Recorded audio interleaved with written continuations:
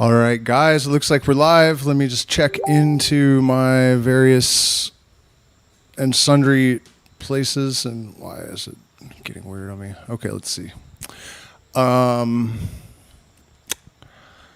Just a second. Let's see if it's working.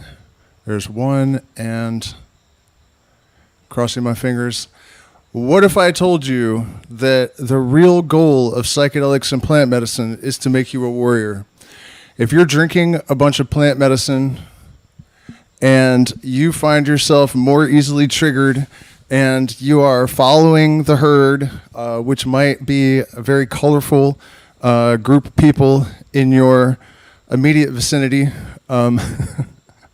nope, it is not working on both. Man, I was sure I had it this time. This is about finding your individual identity more than anything. And it should be creating warriors, people that are absolutely fearless and fearlessly individualistic. That is really what motivated the stream tonight, is to encourage people to find that path, to cut their own way through the jungle. I feel bad for these other people on this stream that didn't start, because there's people waiting and it's never going to start. But yeah, actually, let me close this so it's not distracting me. So I guess, one of my main contentions, or I guess a little bit of confusion that I have, or indecisiveness regarding this topic, is whether or not anyone can just become a shaman. For me, this process started as early as I can possibly remember. I've always been absolutely fixated on the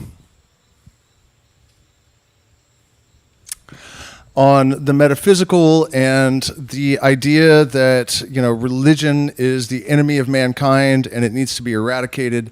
And, I've always had the same sort of general view that there's one consciousness that is divested into all of these different organisms, and that our true experience, more than one stream on the primary URL. I don't understand why this keeps happening.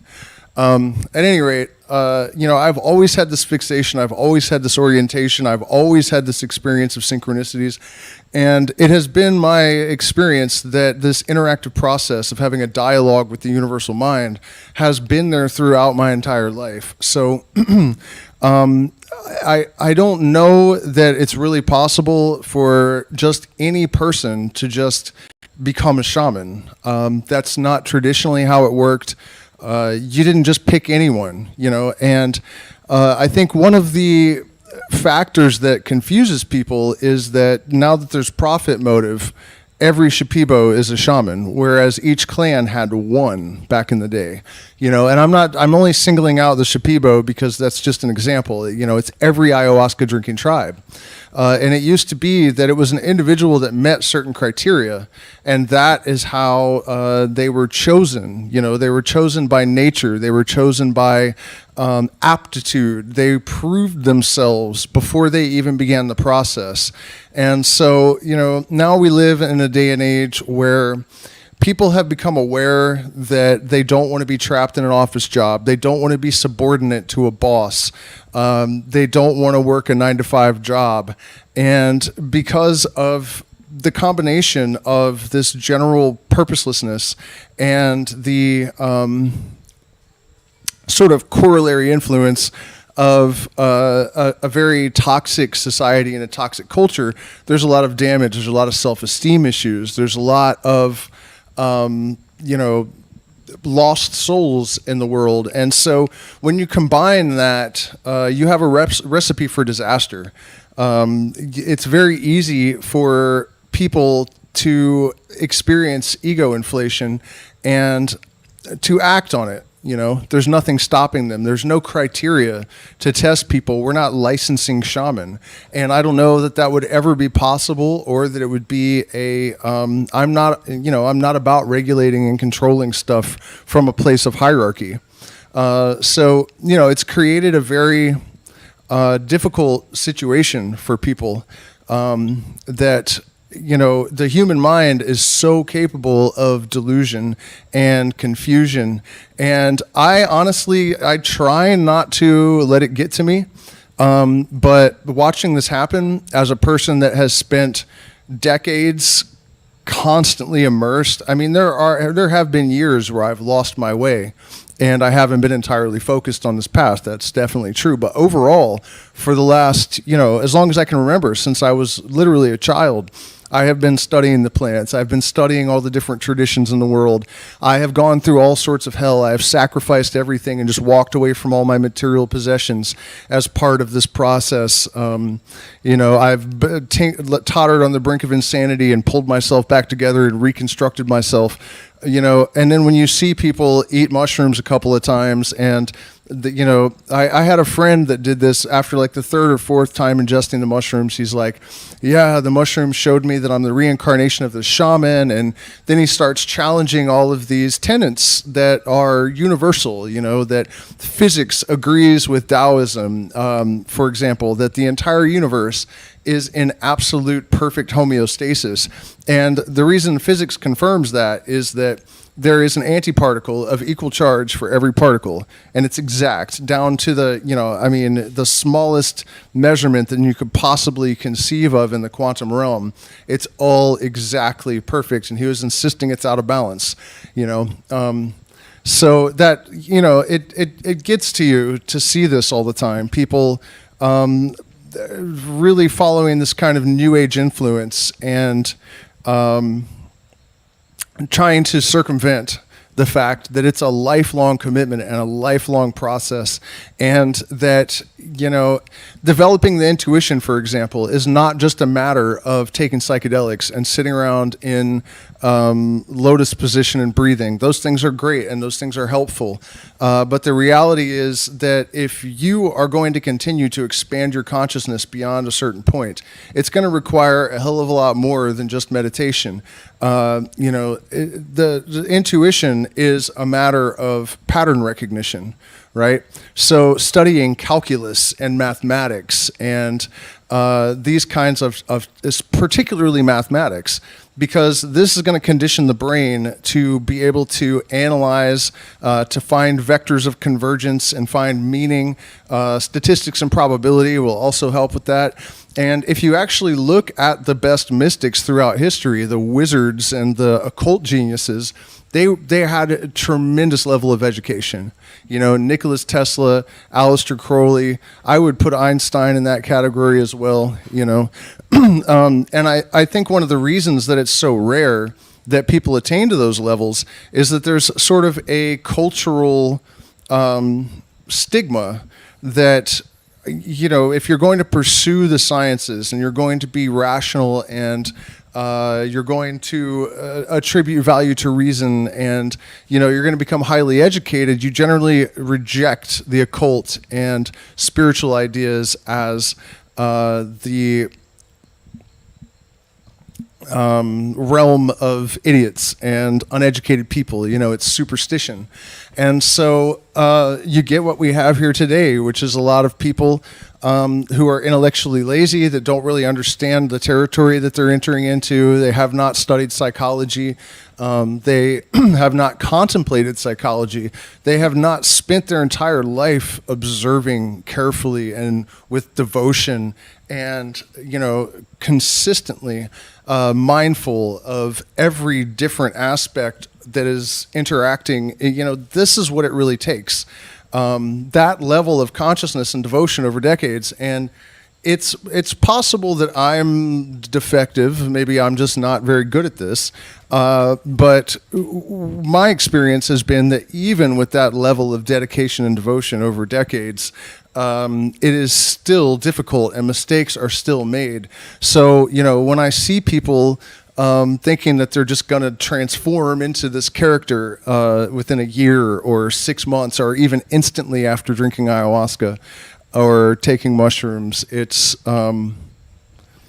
It's not great. And then I see a lot also people that have this idea that they have attained this level that are completely unhealed. They don't know what they're talking about. All of the instruction that they have is pop culture woo, and they're going around and advising all these other lost souls. And so, and honestly, I think a lot of the industry leaders are people like that are basically just following the trends, the popular trends, and then promoting those ideas in the context of ceremony and whatnot. And so if you actually have the determination and the devotion and the not just the inclination, but the capacity to actually be a wizard or a shaman. First, let's define your goal. What is a shaman? That depends on a lot of things. It depends on culture. We actually got the habit of applying a shaman to a indigenous medicine man that works specifically with psychoactive plants in order to divine and to heal from Mircea Eliade, who was French anthropologist. And he borrowed the term from the Sungus, who are a Siberian tribe that... let me know if you guys have a choppy stream, because it's telling me I have a poor signal. And it's also telling me that I have 2 streams going, even though I only see one that actually became active. So I don't know if it's my fault or if it's that YouTube is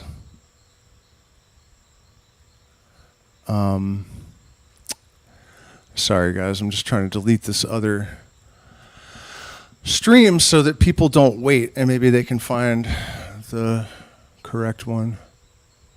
Okay, here it is. So yeah, Mircea Eliade borrowed the term Shaman from the, here's the button I need, from the Sungus, who do, in point of fact, consume Amanita muscaria. And it's actually eaten by the larger members or the reindeer, I believe. Yeah, this is the reindeer eating. They'll drink the urine of the reindeer because I think it's actually the Scandinavians that the warriors will eat it and then they urinate and then everyone else drinks it. I'm not sure if it's the Sungus or the... I may be getting them scrambled, the Norwegians with the Sungus. But, there are toxins.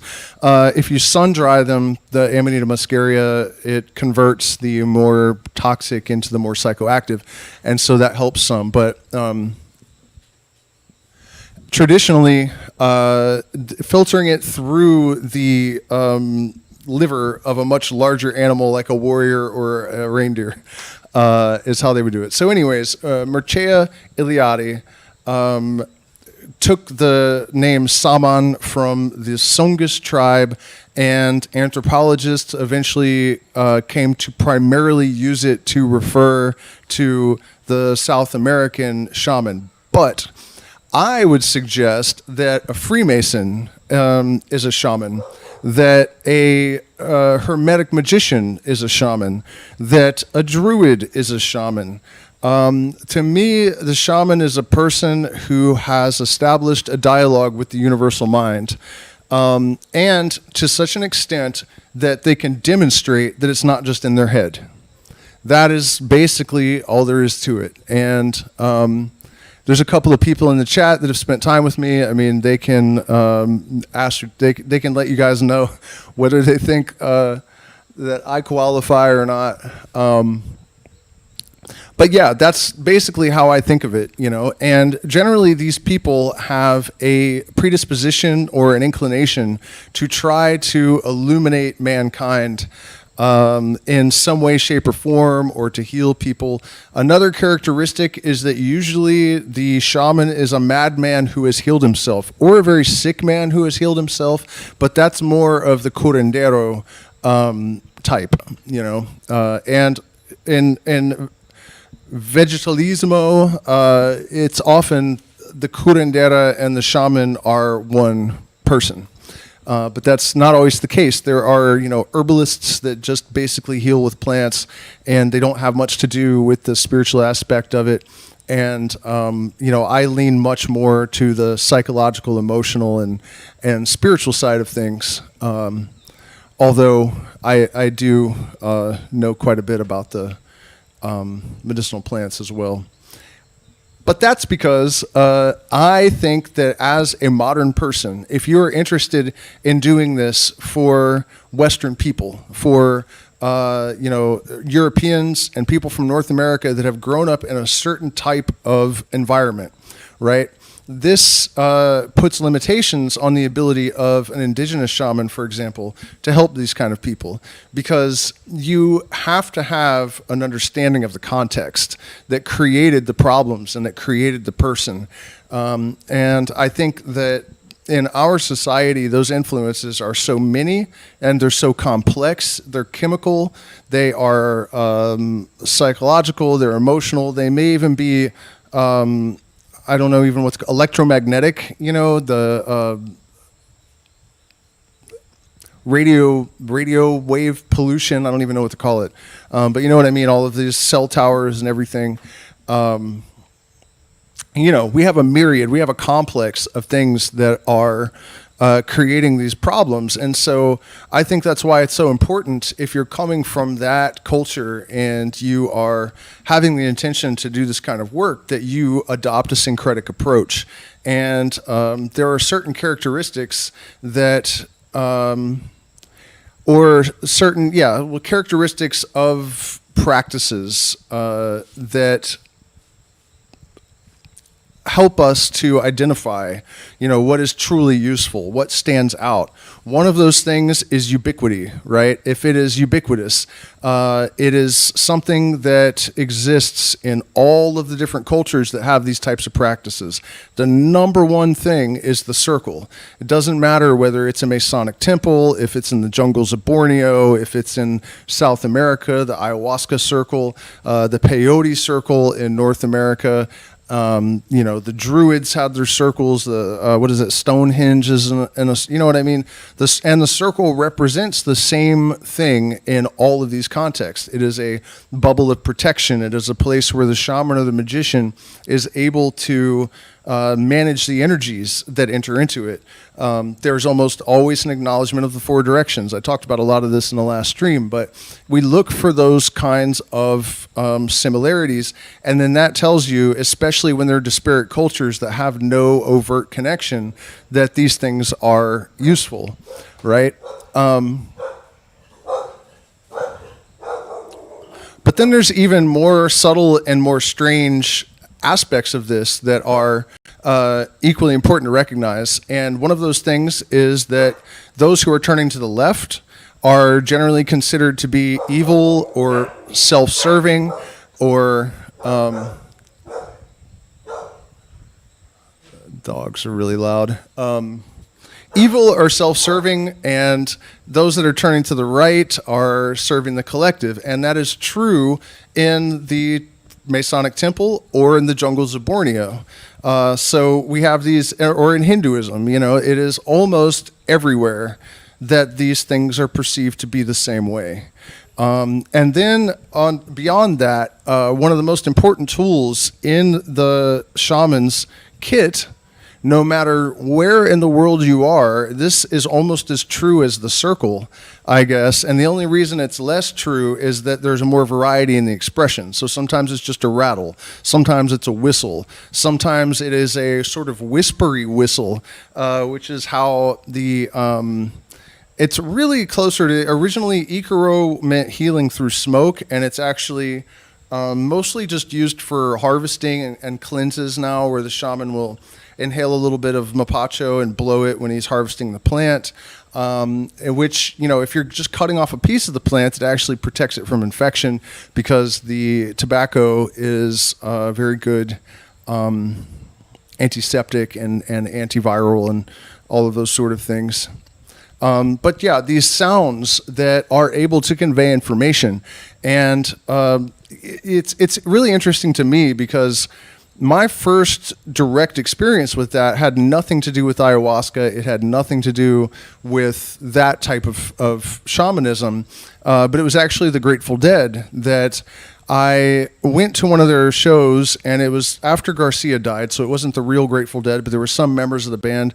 And I realized that this really specific message was emanating from the band and infiltrating the consciousness of the audience, but it was not being articulated.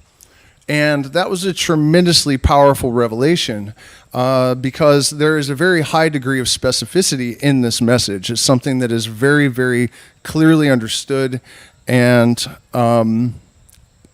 not articulated. And after that experience, I basically devoted my life to trying to cultivate myself into a person that could become a hollow tube to bring down that kind of fire from heaven and try to illuminate people. And through this, I figured out that it was the most effective means, this vibratory communication. I'm still not 100% sure how it works because I don't know if someone that plays the keyboard, if it could have that effect because they're not physically touching the instrument. In fact, Bob Weir from the Grateful Dead said that he acquired the habit of playing with his fingers and the pick because you have to have a closed circuit on the guitar to have the maximum ability to transmit information. So both left and right hand must at least intermittently be touching the strings, both of them. Just kind of an interesting thought that it may be limited to singers and people that are actually, physically touching the thing that's vibrating. But what I'm getting at here is eventually I traveled out to California and I kind of cultivated my ability to do that. And people came up to me after shows. One case in particular that really stood out where if I had written everything out that I was trying to communicate to the audience, this girl explained it all, and she wasn't on LSD. She wasn't even the type, she wasn't like even a hippie type or anything, but she understood exactly what it was that I was trying to convey to the audience, even though we did not explicitly sing about it. We had no website that described it. There was no way other than this direct line of communication for that information to be transferred. And so that is really probably the most important element of shamanic practice is the music, the songs. And when I give music lessons, actually, usually I start with something that almost no one ever talks about. If you are full of dissonance, if you're full of fear, if you're full of confusion, whatever it is that you are holding on to is going to obstruct your ability to transmit this gnosis-inducing vibration, right? I don't believe necessarily that an evil person is going to influence their audience to do evil things, or if someone has a lot of damage and they're performing, that it's necessarily going to infect everyone with evil.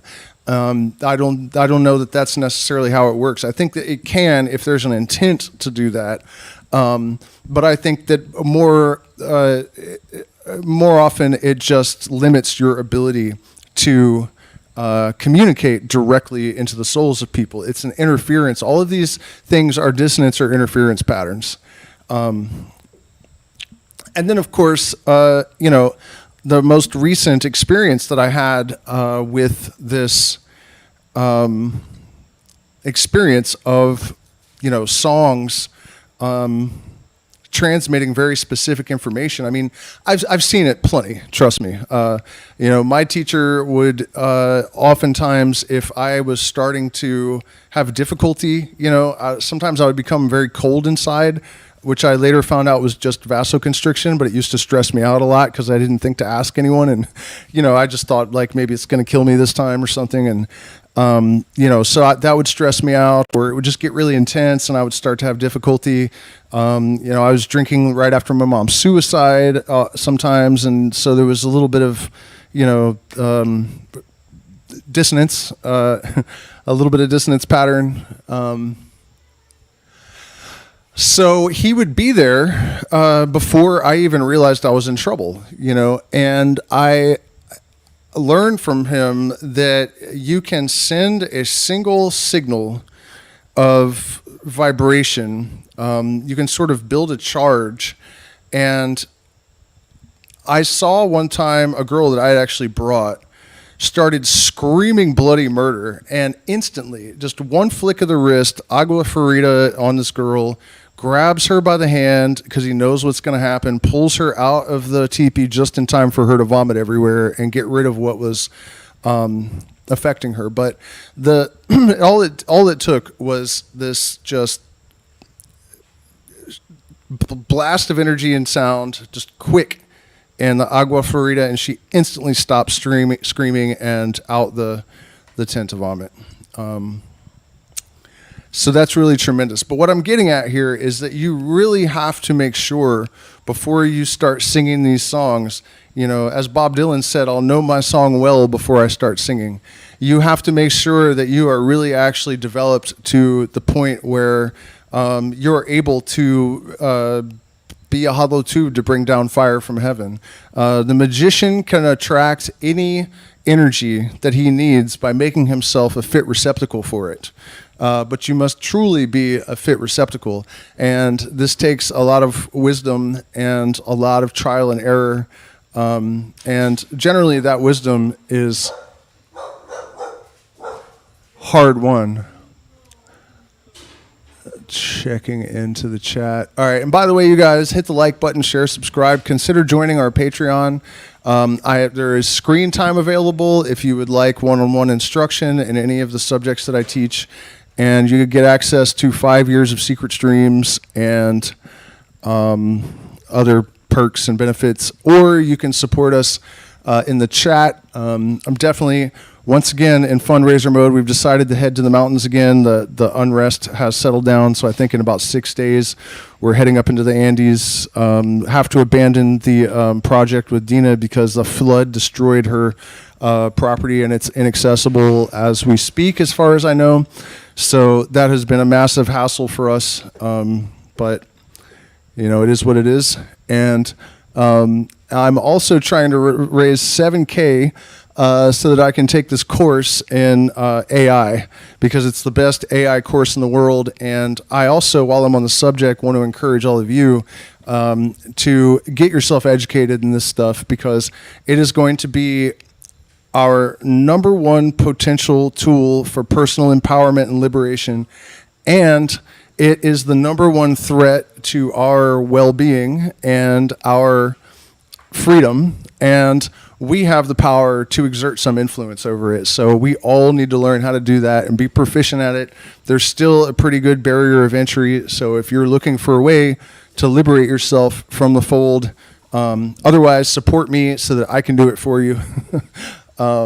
So where were we at talking about this process of becoming a shaman? And then, I'll share a little bit about how you actually obtain these songs and the truth about Icaros, because one of the most unfortunate things that has occurred due to the... why is this still there?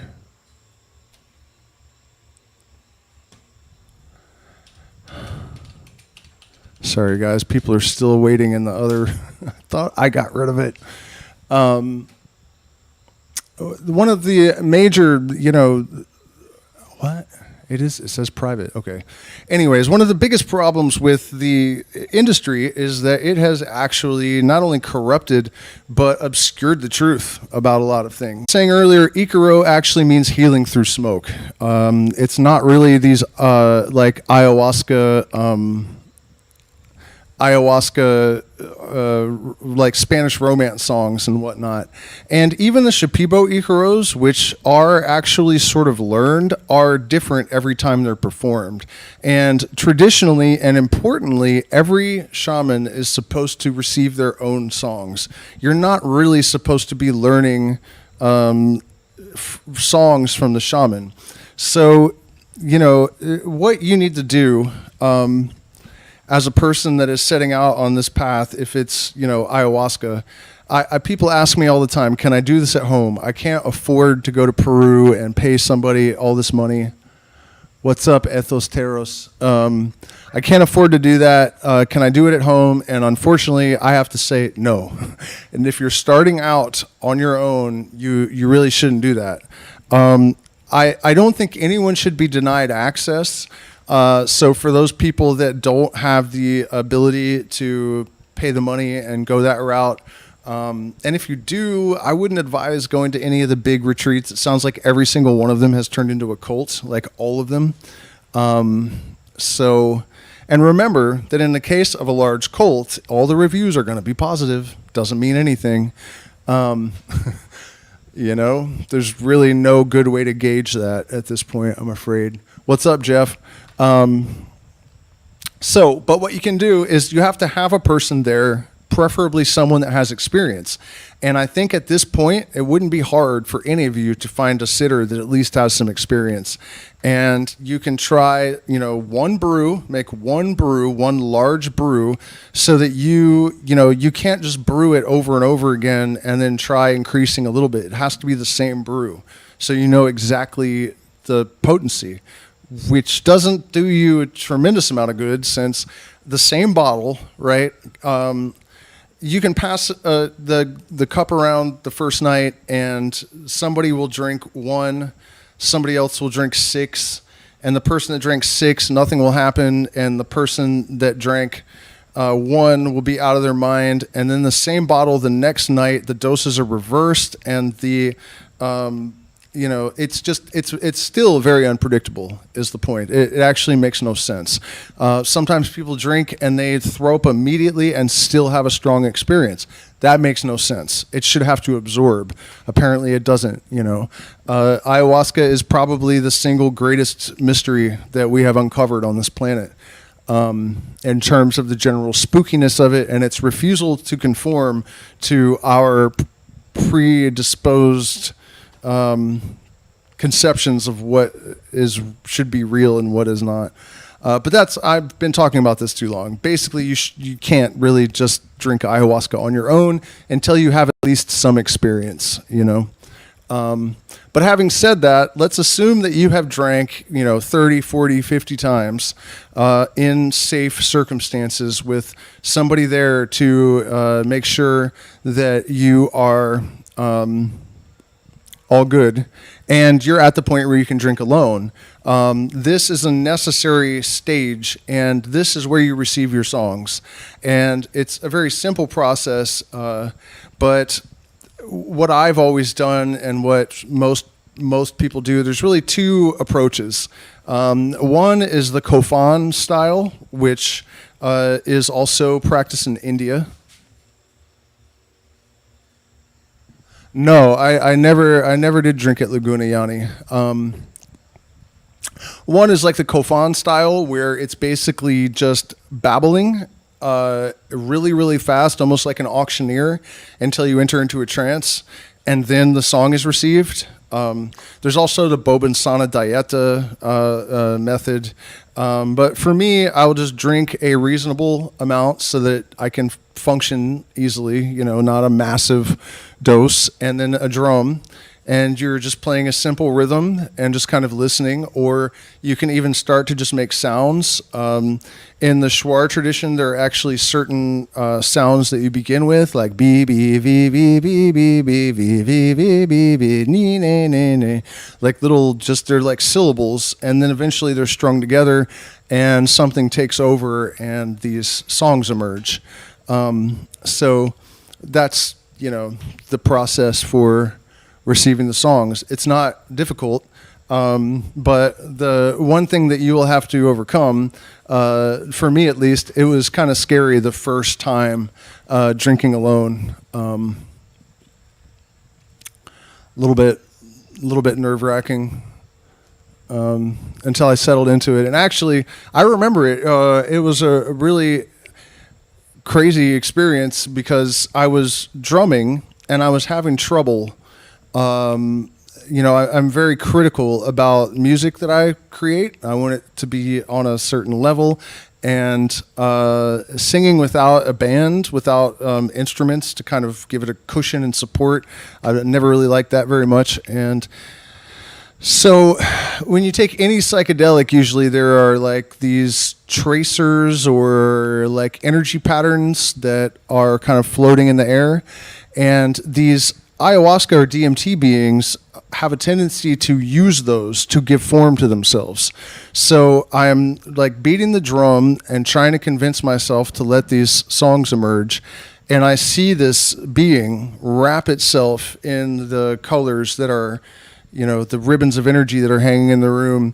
And once it formulates itself, it has a sombrero kind of looking hat, like a Mexican style hat, and it's like big, and it leans its head like right up against mine, that hat on, and it's like listening to the beat, and I understand that it's saying like, sing now, like, what do you got, dude? And I kind of nervously produced some sounds, and it kind of watched and interacted a little bit, and then it was like, what else, So I had this being that was just kind of like coaxing the songs out of me, which actually brings me to another point. This is something that I think you could probably learn to do on your own.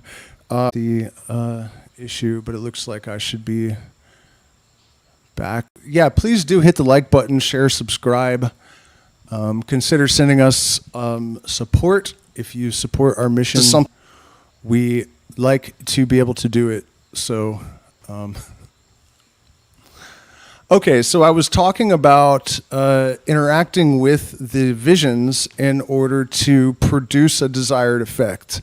This is something that pretty much has to be learned through experience. Experience is your best teacher. Unfortunately, sometimes, because a lot of these lessons are learned the hard way, generally. Am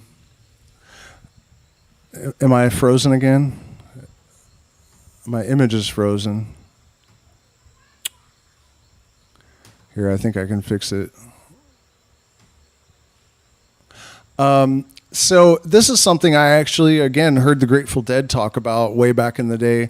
They said that one of the ways they cultivated their telepathy during performances is that they would consume such a gigantic quantity of LSD that the audience would basically just be like a tunnel of patterns that were kaleidoscopically forming. And because the interaction of the music and these geometries is an expression of actual geometries in the music, they're all seeing the same thing. So, not to discount the fact that there was a legitimate telepathic communication going on. I mean, they claimed that they could take enough LSD, like they developed the ability to handle themselves at such high doses, they could dislodge their entire consciousness and switch bodies and play each other's instruments, and they could go out in the audience and inhabit people's bodies and stuff. They talked about this stuff in interviews, and I believe them. I mean, I actually got to ask the bass player, dead to his face, if it was real or not, or is this a marketing gimmick, Phil? And he struck me as a very sincere person, so I'm going to go ahead and accept that it's literally true. Plus, I've seen what it can do. But yeah, so this kind of interfacing with the visions based on the song would guide them through their improvisations, almost in the same way that a classical musician would read sheet music. And so in a shamanic context, it's maybe a little bit different. When you drink the medicine and you have kind of cultivated the ability to control it to an extent. Like for an example, one night during my earlier years of developing my abilities, I had this experience where I was laying in the jungle and I had drank a pretty strong dose of medicine, but then I also had a bottle of just Chalipanga without any copy in it. And it was way stronger than I imagined that it was. And I took a little sip of that, and man, a couple minutes after that, I dropped some Sananga in my eyes, and like the visions were just insanely bright and overwhelmingly intense.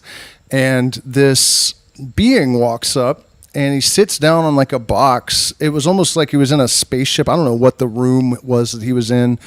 I was in, I guess. And he was kind of looking at me like, you know, assessing me. And I kind of took it the wrong way. I thought he was trying to figure out like how to heal me, you know, but then another one came up and he was kind of looking me over too. And then they kind of like nodded in agreement, looked at each other and nodded in agreement. And then I got hit with this like bright green flash of like green light. And I understood that in that moment, the medicine had fully accepted me. You know, I was officially on the Pachamama hometown squad or whatever it is.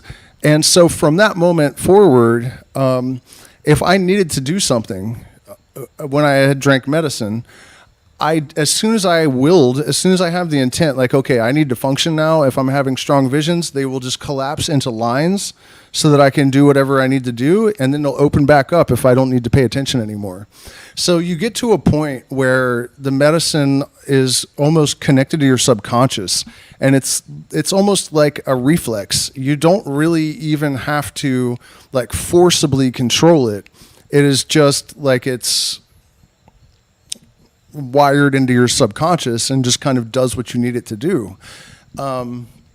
So once you've gotten to that point, you can look at people after you have consumed the medicine. You know, in traditional ayahuasca, the patient didn't really drink the ayahuasca. The shaman drank the ayahuasca and then would basically read the energetic body of the patient and figure out what was wrong, and then use sound to weave the energy back into place. And there are two things that are important to understand about this. And there are levels of proficiency.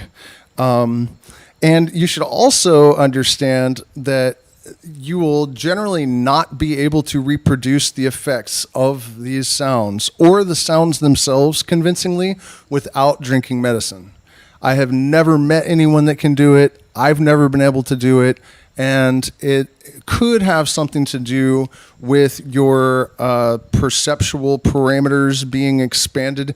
I do not think that it's an imaginary because you're in an altered state.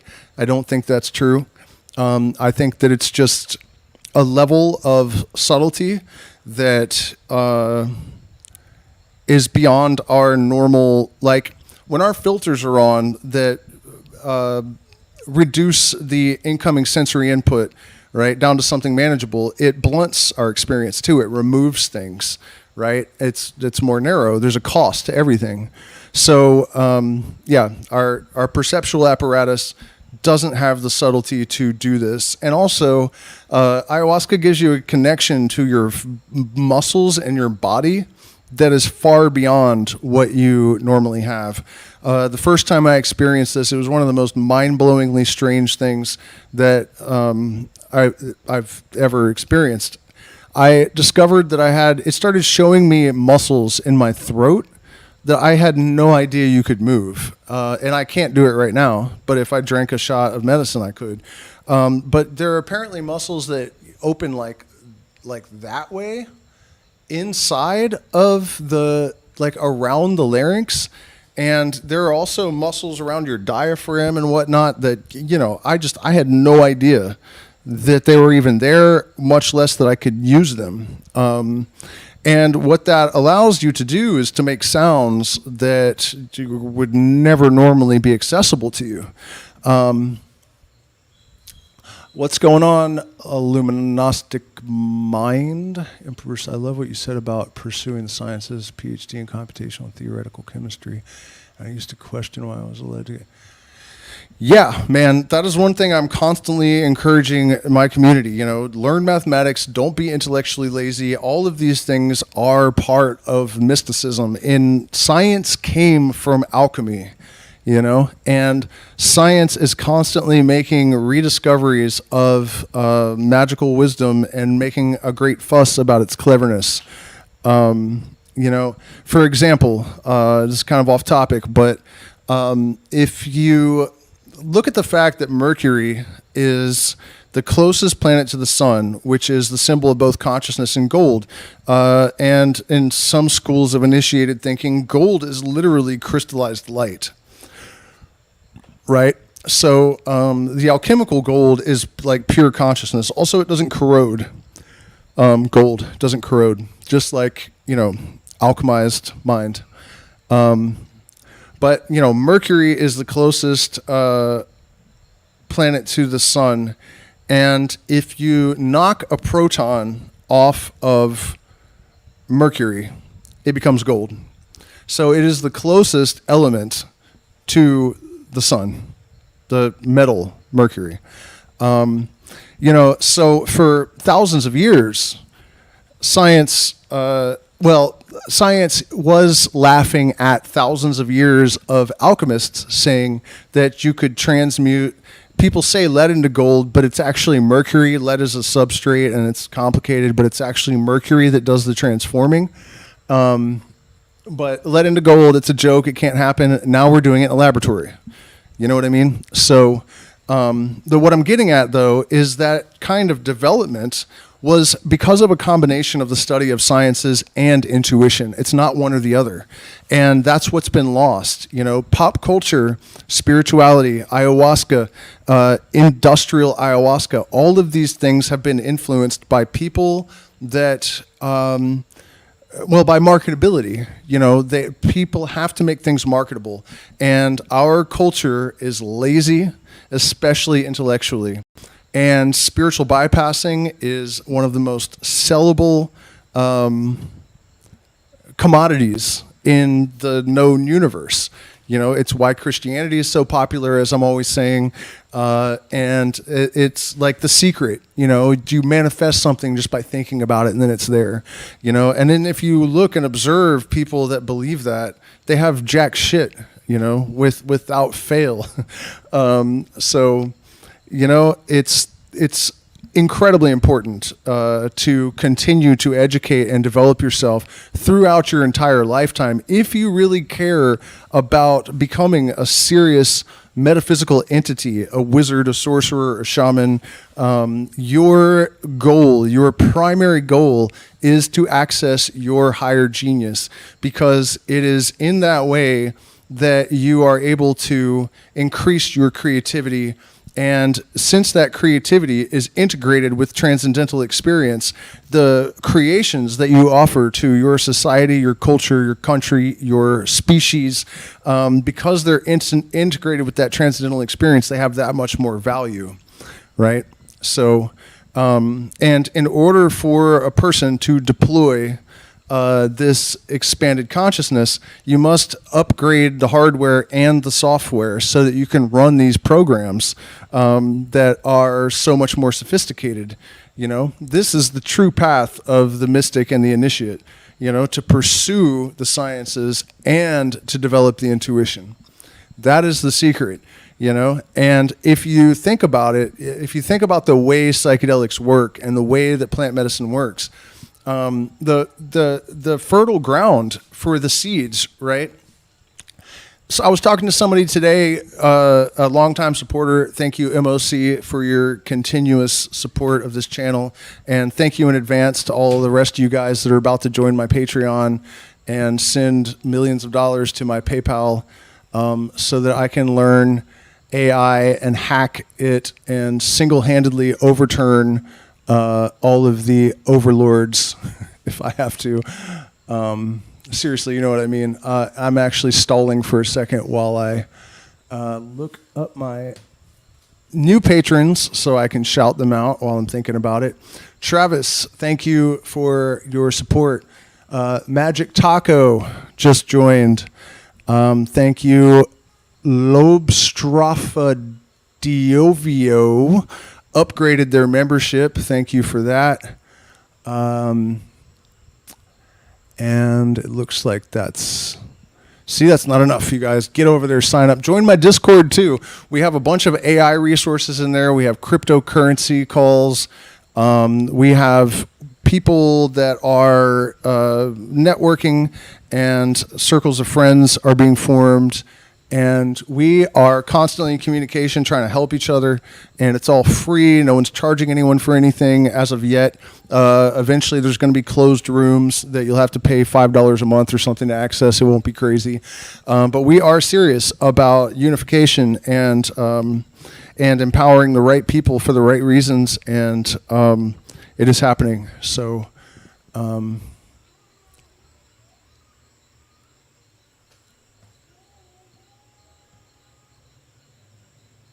Yes, mercury into gold is an expensive process, and that is why they're not really doing it on any kind of scale. But while we're on the subject of that, that's one of the main reasons that the theory that aliens came here for gold is completely dumb. Not only is it the heaviest element, I think it's the heaviest element. You got to fly that, a whole shit ton of it to some other star system. When you're going to pass meteors made of solid gold on your way here, numerous of them that are large enough to land on easily. And not to mention, if we who have only had technology for 100 years, computer technology, is it 100 years now? No, not even. If we have been able to do that with our very brief window of technological aptitude or whatever, alien race that is capable of coming here from the stars definitely can do it at home. So forget about that whack-ass theory. It's definitely not real. All right, so before we went on the Patreon rant, I feel like we were getting somewhere important. And, oh, yeah, I was talking about healing up the patchwork of energy. So how to describe this? It looks like a net, I guess. Probably any of you that have taken psychedelics have seen it. But it's particularly clear with ayahuasca since it deals with the emotions and the hallucinations. They're not hallucinations. The visions, I guess, are so much more perceptible, right? They're very well defined and bright and easy to see. You will see spots where almost like a chain link fence that's been damaged, and it's black in those spots. And you can use sound to sort of encourage those spots to rebuild themselves. And there are different icaros that are engineered to address different types of problems.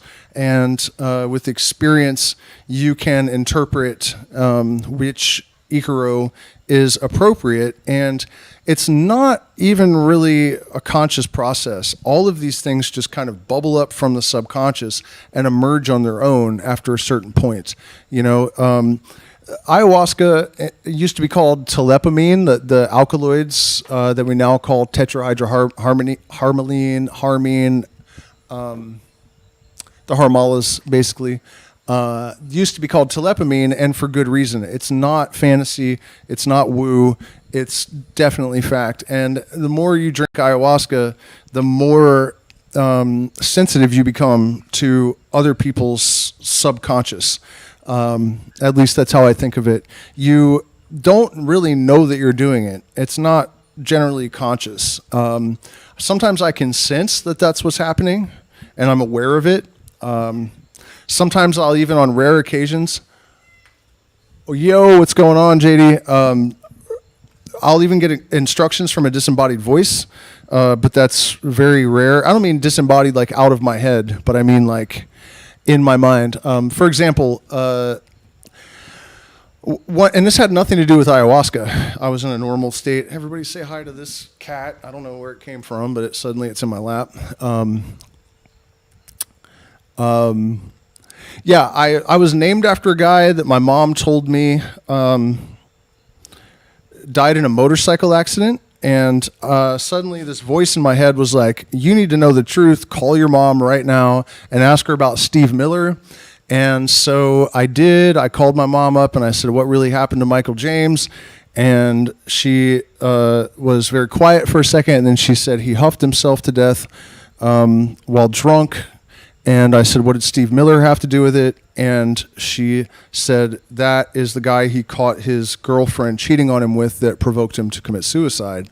And so I have explained that a couple of ways. Genetic memory is real, right? So I can access my mother's memories. Geneticists have proven that this is factual. And the one question about that I have is like, who was that narrator then? Why was that necessary? And I've experienced that a few times. But generally, that's how I understand this sort of thing, that it's a subconscious feedback loop. And in the case of my mom, I just wanted to mention that it could have been that I'm her son, and so I had access to her memories. It doesn't necessarily mean that there was an actual spirit conveying these messages to me. So back to the sound healing, because I want to make sure that I get the really important fundamental basis covered, right? So intention with vibration has an effect. I have absolutely no doubt about that. And what surprises me about it is the specificity of the information that can be communicated. But there's also, man, this cat is just clawing me too. Hold on, I got to get rid of it. Get out of here. It's really hurting. There's also a sort of mechanistic way that it works, right? So that same night that I drank alone for the first time and went in the shed basically with my drum and I was trying to receive songs, which I was successful at doing, I was also taught at one point how to make two sounds come out of my mouth at once, similar to the throat singing that people do. Very similar to that, except that one of them, it was a little bit out of phase or out of tune. And so what happens is, in the way that music works is that there is tension and resolution for all the tones, right? So there's a tension tone, and then you resolve it, and it relaxes. And so this one pitch was a tension tone, and the other pitch was like the mother tone. And so you would close the gap and make them oscillate together over and over again. And the effect that that would have is that when the sweep kind of opened and there was this out of phase tension, it would sort of draw the energy to connect with that tension, and then you release it, and it's basically like cleaning up the room and bringing everything into harmony. That is more advanced and difficult. Another way of doing this that doesn't require quite as much dexterity and is more easily repeatable. Something I learned from the Shuar, they kind of do the same thing. For the longest time, I didn't understand actually why. I thought it was just they had bad pitch or something, but they have this weird vibrato that kind of goes like out of tune at the end of every phrase a little bit. And then it'll kind of whip back up. You'll hear it if you listen to Zinzin Rere, which is actually Shuar for pierces straight like an arrow. But you can find recordings of that on... you can actually find a couple of Shuar Ikaros from my teacher's teacher on YouTube. Miguel Chiriap, BBBB. He didn't know what else to call it, I guess, because all the song consists of is just B, B, B, B. So, yeah, it's actually called BBBB, B-E-B-E-B-E on YouTube. But, yeah, so that's how they do it. You just kind of like go a quarter step flat, at the end of every single phrase and then raise it up. And so it's drawing all the energy into a specific place. And it's not necessarily just for like repairing energy in a room. It can also be to bring the room into solidarity, right? So if you have people that are entering into a chaotic state and you need to pull everyone into a certain place, or if the ceremony has some specific goal. For example, when I went to New Mexico to meet with Golden Light Eagle and Reynolds Kamakawi Ole,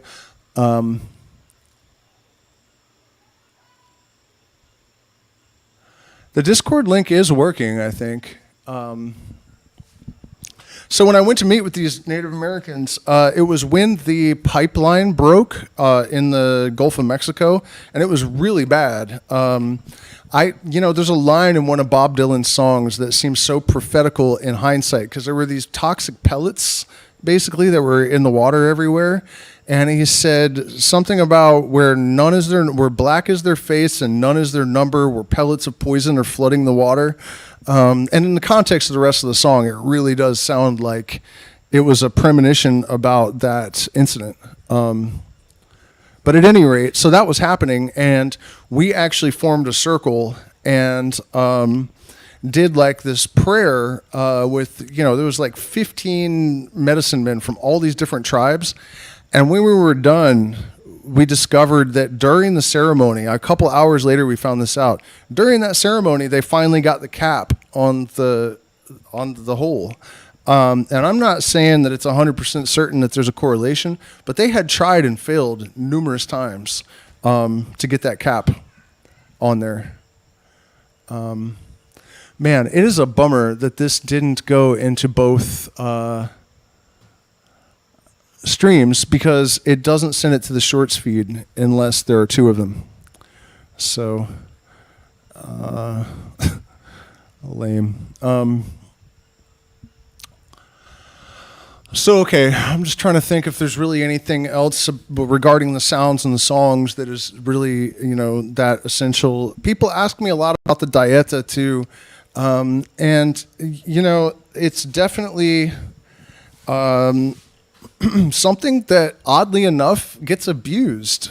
It really doesn't seem like something that should be abusable, but this whole thing about spiritual bypassing that I'm always talking about, the dieta has become one of those things with that kind of function, where people believe that if they just, follow this dieta and drink Bobinsana all day for a month, that all of these changes are going to happen, and it's not going to require the work and the effort after the fact. And what that does is that people actually convince themselves that they have made a tremendous number of improvements that are not even real. So,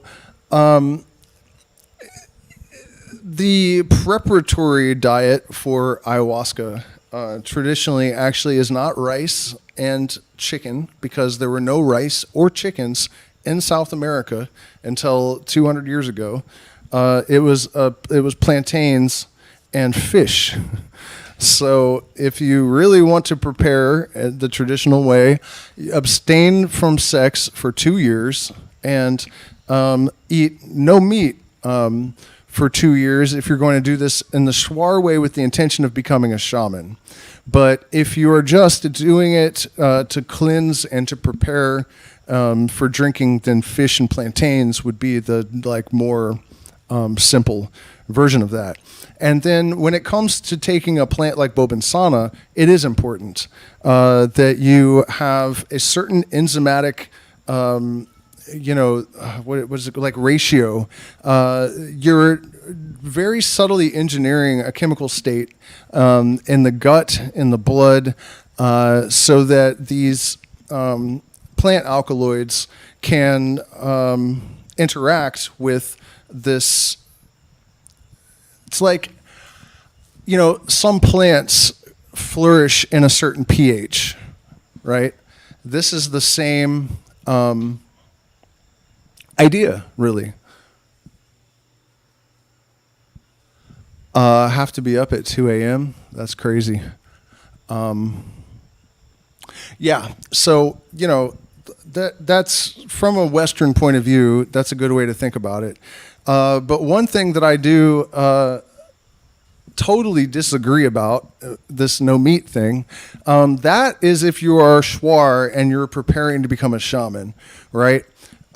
Most of the tribes that I have worked with in Ecuador and Peru have no dieta at all whatsoever, which can be a little bit of a concern because they do not warn people. If you're drinking with truly traditional people, they do not have SSRIs in their culture. No one is taking Zoloft. So oftentimes they'll ask you no questions and not, have you done cocaine in the last 24 hours? Or, any kind of questions, nothing at all. But yeah, it's true that a lot of it is a myth, that there's just no dieta. And the idea that ayahuasca doesn't like you to eat meat is also, let's think about it this way. How is it that a person can believe that it is more spiritual to eat only plants because animals are conscious and therefore should not be eaten, but they believe that the plant is so aware and intelligent that it can run your life better than you can? What logic is there? Not only that, but oftentimes you see people, they're vegan, they won't wear leather, but they'll build their house from trees. I have never met a pig that can recognize its relatives. That is something that doesn't happen. In fact, a lot of these animals will eat their own young, but trees not only recognize their children, but they will give them medicine if they're sick through their roots. Mimosa pudica can count. And not only can it count, it can hold 2 separate number lines in its mind, because 2 hairs are tripped before it will close, and 3 more before it will release the stomach acids and dissolve the insect. No, I'm sorry, Venus flytrap. That's Venus flytrap. Mimosa pudica, although I said the wrong plant there, it is relevant to this discussion because it has memory. If you touch it every day for a few days and don't harm it, it will stop reacting entirely. So we have plants that recognize their relatives. We have plants that have memory. We have plants that can count. You can knock them unconscious in the sense there's no electrical activity in them, just as we have no electrical activity in our brain, or a lot less when we're put under. You can use the same gases to create that effect in plants. Right? So you can knock them unconscious. Memory, recognize their relatives. These are things that animals cannot do. And so, if you're vegan for what you believe to be health reasons, then more power to you. But if you're doing it because you think animals are conscious, I hate to tell you this, but plants are more conscious, a lot of them, than animals are. So it's just not true. It's just not real. And I appreciate that people, they want to do something nice. They want to limit the suffering in the world. But to me, I think a lot of this stuff ultimately ends up being a wedge issue. They're diversions, it's falsehood that is used to, get people's attention and get them focused on something other than overthrowing the overlords, and also kind of dividing people. One of the primary toxic side effects of religions and spiritual beliefs is the superiority complex, the exclusivity clause. I have never met a more consistently more consistent superiority complex, like a demographic, than fruitarians. People say that a lot about vegans, that there's a superiority complex that runs rampant. It's absolutely true. But fruitarians are like, well, I don't even kill anything. I just eat fruit. Therefore, I'm superior to everyone. But the main point just is, if you really think this through, it makes no sense. The evidence that plants are more conscious than animals is prolific. So that logic is it's just goofy. It's just silly.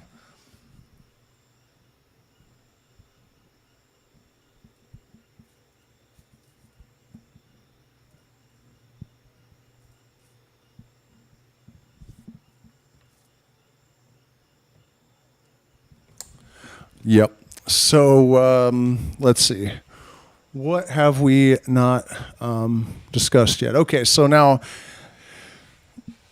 this actually will be like a manual by the time I'm done. I mean, we're really covering a lot of ground here, and I hope that somebody decides that it is, useful enough that I deserve to be compensated and head over to my PayPal or Cash App. That's been happening less and less over the last year or so. It kind of makes me think the government's lying about all the improvements in the economy, because it sure doesn't feel like that to me. Okay, but I had just remembered, preparation, right, for even entering into the spiritual path. This people get fucked up left and right.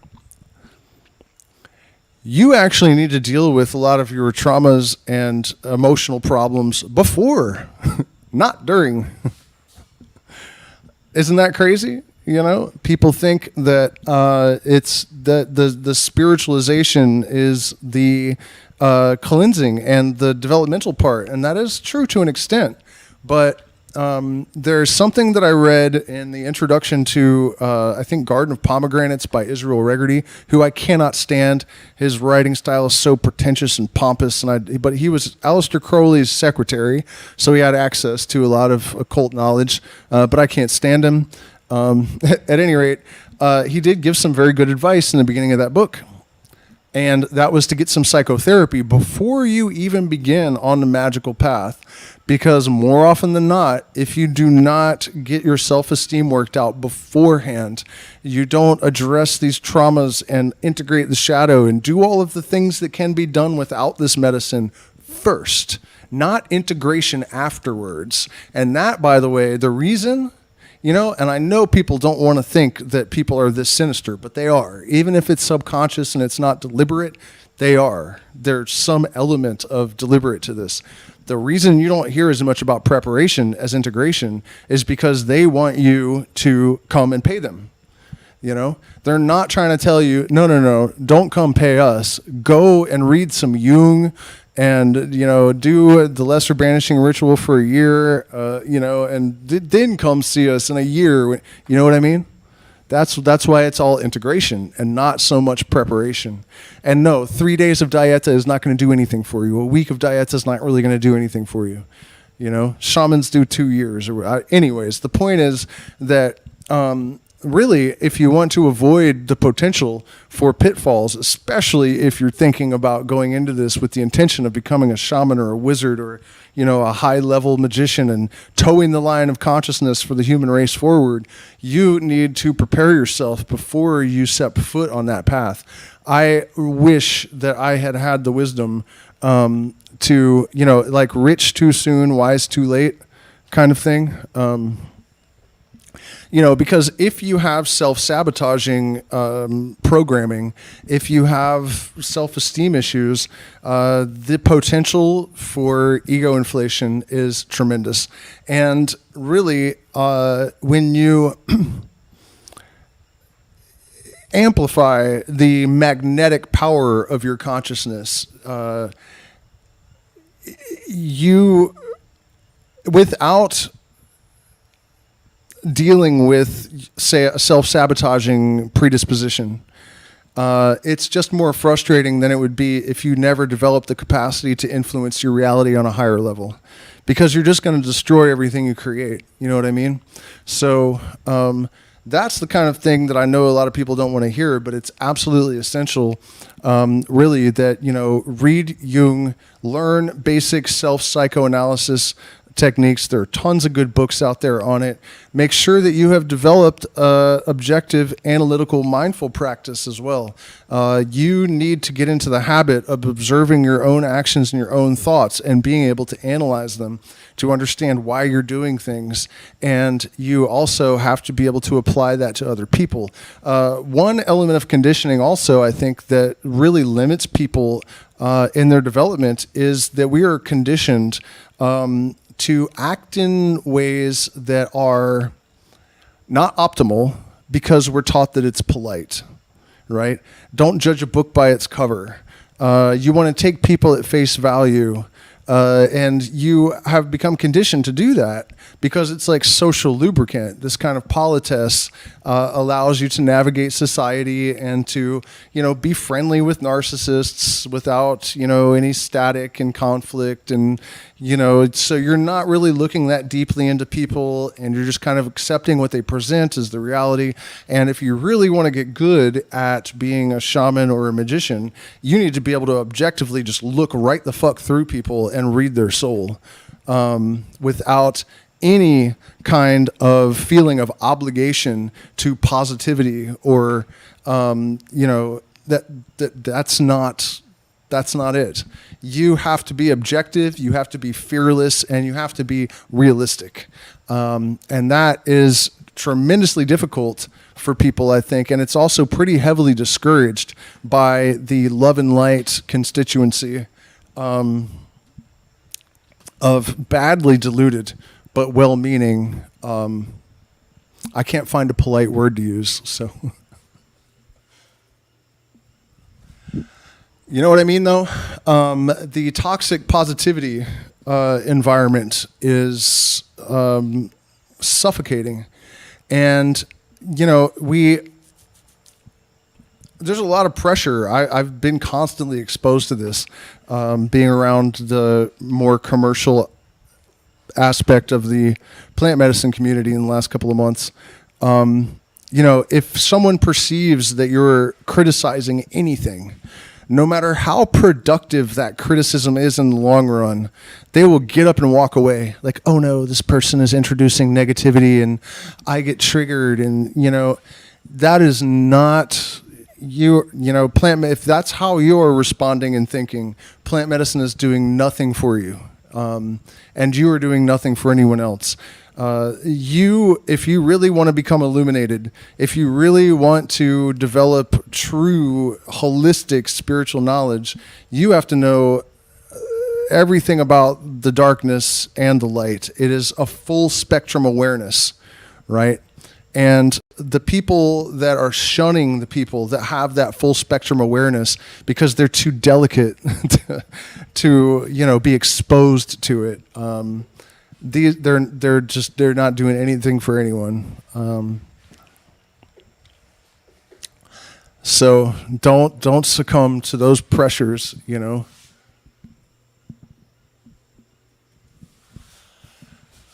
It can be discouraging and it can be frustrating, but the first qualification of being a magician or a shaman is authenticity. You cannot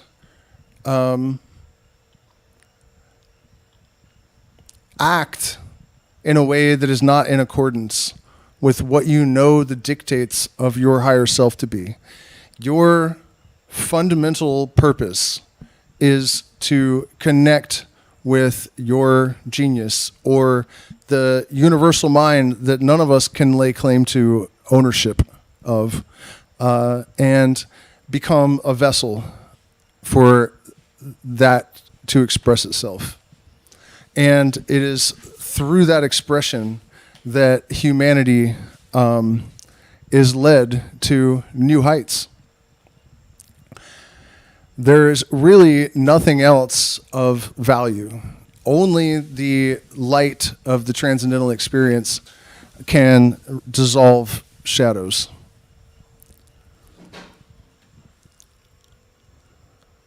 That is it, and that is all. So let's see here. We've been through songs. We have talked about the shell games of culture.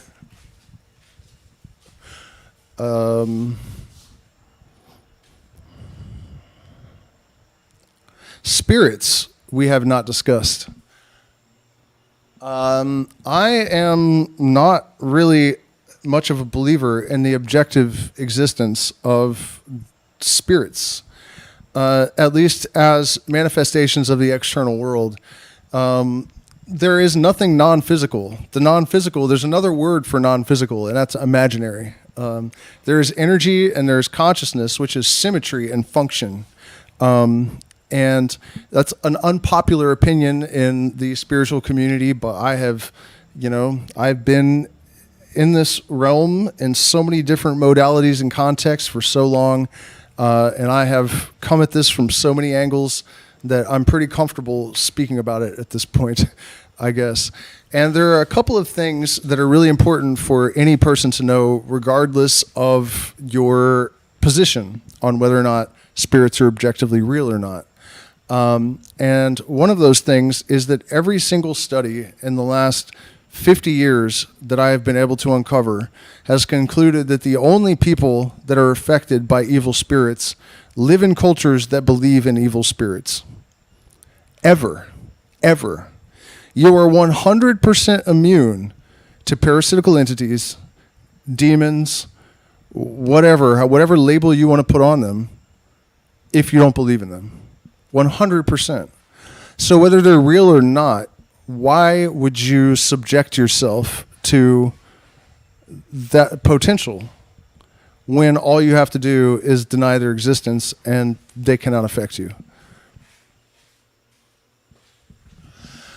Ghosts. That's an interesting question because I have had some experiences that kind of suggest that. And it's difficult to say because if we are an eternal consciousness, I don't really see any reason why some people would get stuck just moping about for all of eternity or whatever.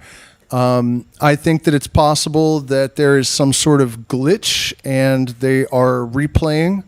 It's also true that everything in the universe, solid matter, is light. It's all light in a standing wave.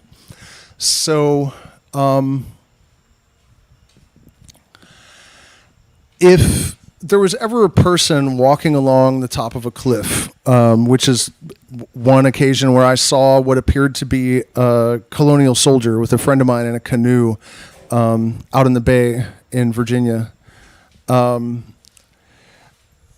because no information is lost at the quantum level, for there to be some kind of residual hologram of light that you can see that isn't got no awareness of its own and isn't really a ghost, that makes more sense to me than the literal existence of ghosts. However, I didn't see this, but something did happen once that relates to this and is interesting. During the Phoenix process period of my life, I came home from town with my girlfriend one day, and we walked in the door, and I don't remember exactly what we were talking about, but something about uncovering and discovering the next part of the puzzle. We were basically trying to decode our personal lineage and,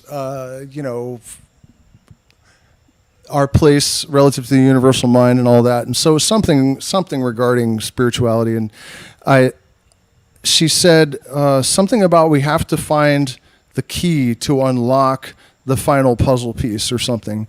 And I walked in the door, she says that, and I see the answering machine go from 0 to 1, but the phone didn't ring. And so I see that, and I know the phone didn't ring. So first I go and I check the phone, and the ringer's on.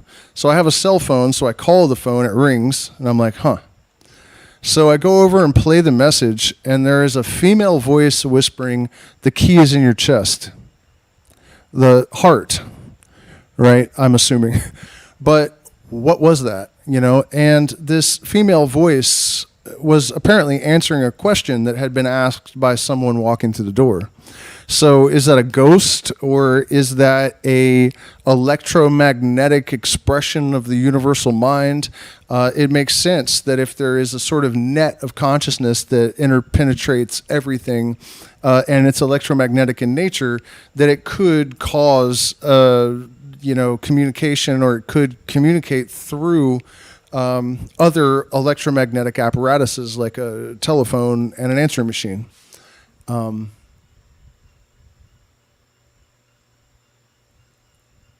No, I'm not looking for security and denying spirits. That's bullshit.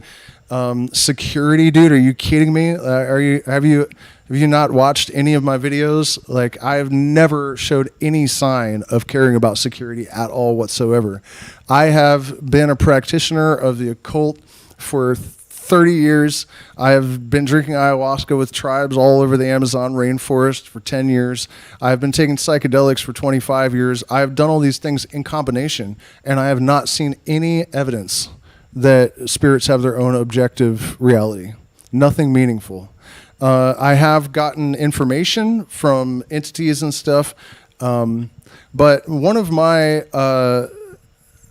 reasons for taking that position is just the arrogant stupidity of people, right? If there were really malignant demons and stuff that are invisible and they're higher, or they're powerful, there would be no human race. You would already all be gone and destroyed. You have no defenses against that kind of thing. It's just such a ridiculous. You really have to commit to not thinking things through in order to maintain that kind of belief. Especially because I've put myself out there how many times and nothing's happened. I have never even encountered a DMT entity that was telling me to do anything evil or harmful or, lying or malicious. So how is it that, through all of my occult practices and all of the different initiations I've taken and all of the ayahuasca and DMT and everything, I have never encountered a single malicious entity, if they really exist, and you have trouble finding them. If you look at reports on the internet. So I am actually more inclined to believe that there could be benevolent entities, but when it comes to dark, malignant spiritual entities, I don't really believe in them, because I think that the whole human race would have been gone a long time ago. You have no defenses against that kind of thing. And also, if you show me one liberal atheist that is possessed by a demon, ever. Never happens. The only people that become possessed by demons are people that believe in demons, usually Catholics. Like 88% of demonic possessions are Catholics, right? So, that almost suggests that it's actually Jesus that is the demon that's possessing them, because they believe in Jesus and then they end up possessed by a demon. That's a weird correlation, Let's see. Only people that believe in demons can be affected by them, and almost entirely nothing but people that believe in Jesus show signs of being infected by a demon. So doesn't that kind of suggest that Jesus is a demon? Yeah, I understand that you believe stuff, Bert, but that doesn't make it real, I mean, I'm not trying to be mean, but in all my experience, I've seen zero evidence. And then all of the other evidence that is out there suggests that, the best defense that you have against evil spirits is just not to believe in them. And for me, spirituality and shamanism and all this is not about believing in stuff for no reason. You want to apply critical thinking and, maintain healthy skepticism and use the same kind of criteria that you use to navigate the physical world to cultivate and define your spiritual existence. So, I'm very selective about what gets through the net of belief. And so far, it hasn't...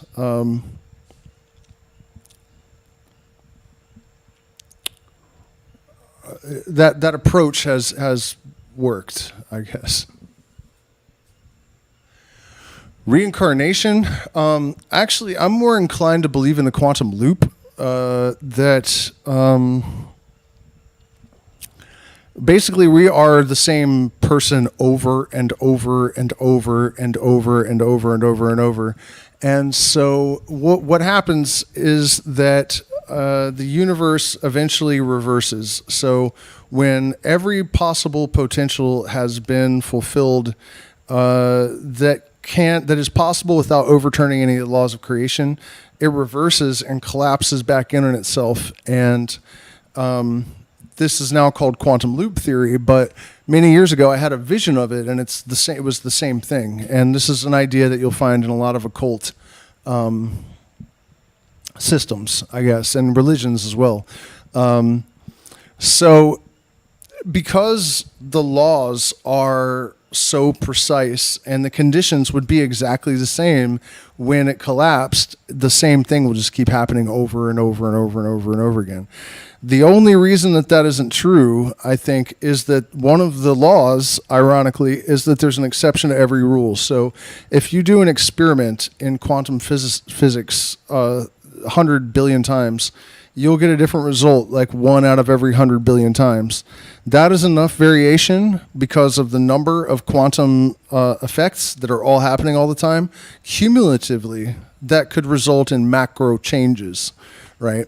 So the fact that there are these tiny variations at the quantum level in these laws means that if the universe truly does recycle itself, and we are all living the same life over and over again, there will be some variation. It won't be exactly the same over and over again. And I'm hoping that what that implies is that it will improve every time. And it should, because we do know there is a sort of trajectory in the universe upwards. And the reason we know that is the law of entrainment. All vibrations entrain with each other. And so the lower vibrations entrain to the higher. This is what is really meant when it is said that the demon is compelled by God to conform to the will of the magician. It is the higher consciousness that the lower has to entrain with. So if the universe at large is, also like an organism on the macro level, if there are higher versions of it that are cycling, it's always going to draw everything upwards. So there should be a constant improvement in this cycle. And it makes more sense to me that we would go through that quantum loop process than to be reincarnated, because everything in the physical world has to have some sort of mechanism to play out. So how do you find a new body? Like, where are you floating around, until it just, that doesn't add up to me. The quantum loop theory does add up, though.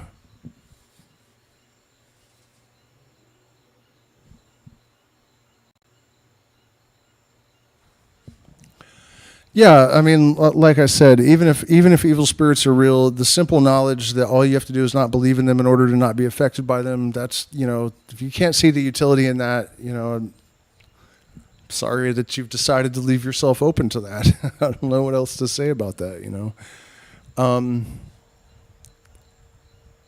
But yeah, I've had a lot of experience. I have precognitions all the time. I've actually demonstrated that on my channel to an extent that's a bit surprising. That it hasn't been noticed more.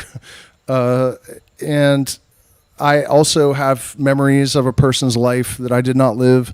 And there are so many parallels between my life and that life that it's almost archetypal. In fact, I toyed with the idea at one point that I had been this long chain of magicians, going all the way back to Merlin. And then I discovered that Merlin's story, actually, and I just found this out like 2 days ago, is that he was the Antichrist, and that his main mission was to try to destroy Christianity. And that, of course, has been, if I'm correct about my past lives, that's been my mission as well for the last 200 years or so.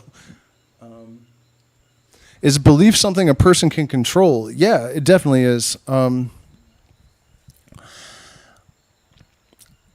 You have to get good at logic. This is why one of the reasons I always promote the real world education in lockstep with spiritual development, right?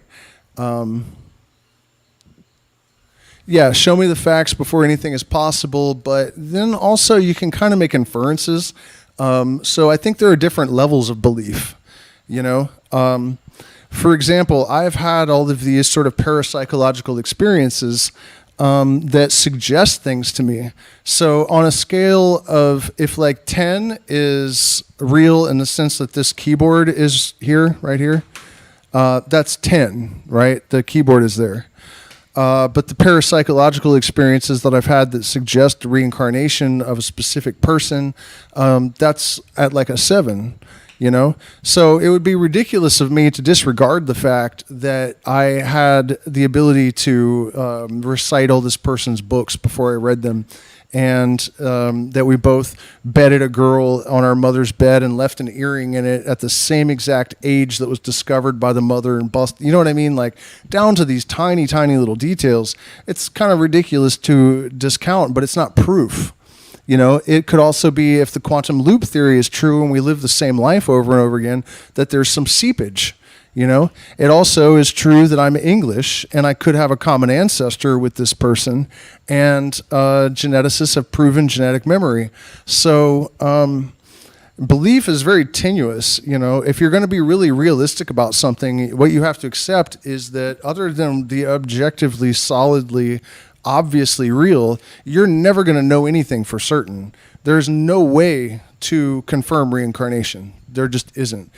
People cite the kids that can remember their past lives, but I looked at all that research, and it's almost always a relative that where they can be proven to be accurate, and geneticists have proven that we have genetic memory. So this baby that started talking to his dad, and he's like, yeah, I remember when I changed your diapers, and he knew all this stuff, the father, that's not evidence of reincarnation. It's nothing. It's just genetic memory. And then also there's a famous case of a guy who had a big hole in his skull, and he remembered being shot, and he was able to lead the police to the grave. But it's a tiny village in India where everyone's related. Genetic memory again. Every single case, it was either a direct descendant or a tiny village where people are inbred, and everyone's related, at least, if not inbred. So, you know, the point is that every one of these metaphysical ideas generally ends in a why. You know, it could be this or it could be that, and you're never gonna go any further than that. You'll end with two distinct possibilities, and there's nowhere else to go. And I think that that's part of what illumination is, and nobody wants to hear that. The two greatest fears that confront humanity are the unknown and death, which is also just a form of the unknown, right? So one of the reasons that people set out on this spiritual quest is that they want to know. But subjective experience is not knowledge. It will never be knowledge. It'll never be certainty in that sense. So, you know, if you look around the world and you see the Christian and the Muslim and the Hindu all completely convinced that their heart is, you know, the authority that is telling them that Jesus is the truth or that Allah is the truth, they're equally convinced. They're not both correct. So, you know, obviously that belief that you can just like find this faith is false. It is actually weakness, and the belief that we have in our culture that, you know, comes from Christianity basically is that like faith, blind faith, is virtuous. That is propaganda that was deliberately inculcated into what is functionally a slave religion that was engineered to create pacifists and sheep. I mean, they even rub your nose in it by calling it the flock, and he's the shepherd and all this stuff, you know.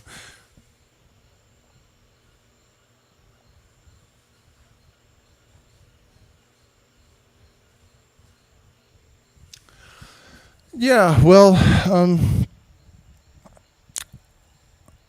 I'm pretty tired, I think. So I hope I covered everything. If you guys have any, like a few questions and they pop up in the chat, I hope I covered everything. I was thinking about all this stuff all day.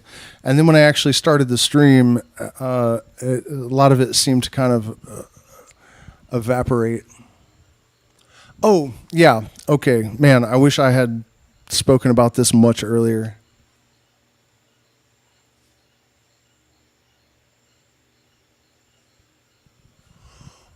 Well, that exception, I mean, what level of proof is there? You know, he remembered being a black woman that died in a fire. And even still, okay, even still, there's another possibility that there's a universal mind that we have access to. And in fact, we know with certainty that at the quantum level, information is not lost.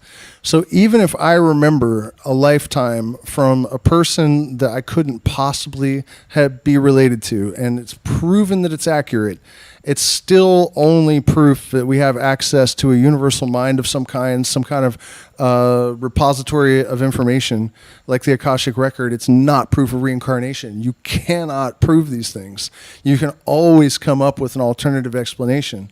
And again, for me, this is what spirituality and mysticism should really look like. You're exhaustively committed not to finding something comforting to believe in, but to uncover the objective truth about the universe. And so, you know, the problem, I think, the great hindrance, the reason so few people really get good at it is that most people are not looking for that. They want comfort. They want something to help them get through life. They're not looking for, you know, swallowing the sun. So, you know, it's just not possible. But one of the things that I was going to say about spirits and the way that people are starting to relate to, like, making an authority of Pachamama, extremely dangerous. I am surrounded by muddle-headed mystics all the time because, you know, people believe the voices in their head, and none of the best shaman that I know think that way. They all take it with a grain of salt. It is only these damaged, ego, imbalanced, you know, earth tone, cotton clothes wearing, easily triggered plant medicine Karens that do that. That give all this authority to these voices in their heads. That's not really what you should be doing. And here's the thing, all right? The subconscious and conscious mind, the communication between these two hemispheres is increased dramatically by psychedelics. So, if you normally do not experience this level of communication, and by the way, the communication between these two hemispheres is literally the definition of creativity. So that old yarn about how psychedelics don't really make you creative couldn't be less true. There is literally no way that a person that does not take psychedelics can compete with a creative person that does. If you ask me, anyone that's ever heard a Pete Grateful Dead concert on LSD understands that there's no disputing that, you know. And it turns out that most of the great, even scientific leaps of the last 100 years were driven by LSD. You cannot compete with somebody that's running better hardware, better software on better hardware. It's just a fact of life. You cannot compete with that. So what I'm saying is that when this increased communication happens, because you're not used to it, you're going to experience it as communication from something that's not normally in your head. Because it isn't. And also, because it is a different modality that your brain is operating in, it's going to be insights and information that you never could have realized. No, not before you took the psychedelic that's connected the two hemispheres of your brain. And so I'm not saying that there is no reality to this higher mind. I think that there must be. In fact, when you look at Michael Levin's research, that I'm constantly referencing it, because for one thing, if a Venus flytrap can count, where is its mind? There are no neurons in a plant. If Mimosa pudica can remember, where is the remembering happening? In a field that penetrates all things. And I think that what happens is that, our brain is loaded with magnetite, which is like a crystalline mineral. And the field is basically consciousness in its most basic form. And the magnetite in our brain gives it a point, which is actually what the points in the quantum field are. They're kind of like bunched up electromagnetic scrunches, like little bundles. So we get that same sort of density, and it gives coherence to the field, which results in a higher level of consciousness. So, I think it's really important to remember that it actually makes sense that you would experience this as information you normally wouldn't have access to, and present it in a way that your normal mind, that you don't recognize as your normal mind, because it's literally a part of your brain you don't normally have access to. And that, I think, so many people are attracted to spirituality and plant medicine because they want an escape from reality. That's the sad fact of it, and I think, I notice that every time I offer one of these alternative explanations, we lose viewers because people really want to believe in this sort of comic book fantasy version of spirituality. And when things start making sense that sort of dismantle that, it's sad for them. The last potential escape from reality that they have that isn't drugs or, they don't want that taken away from them. And in a way, I don't really blame them. But my experience is it doesn't actually take it away. It just refines it. And people that are able to retain their critical thinking and healthy skepticism, but still move into these spaces, are the ones that really get the most out of it and make the most progress and have the most meaningful impact on the world and the people around them. So,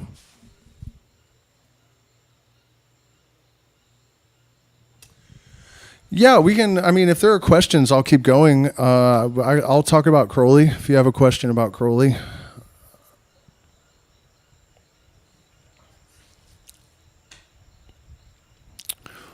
The only issue with that is that my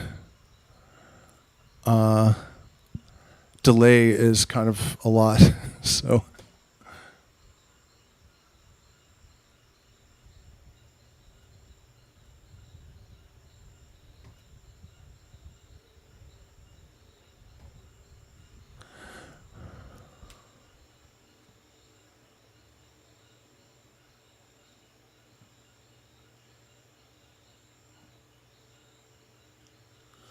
Oh boy.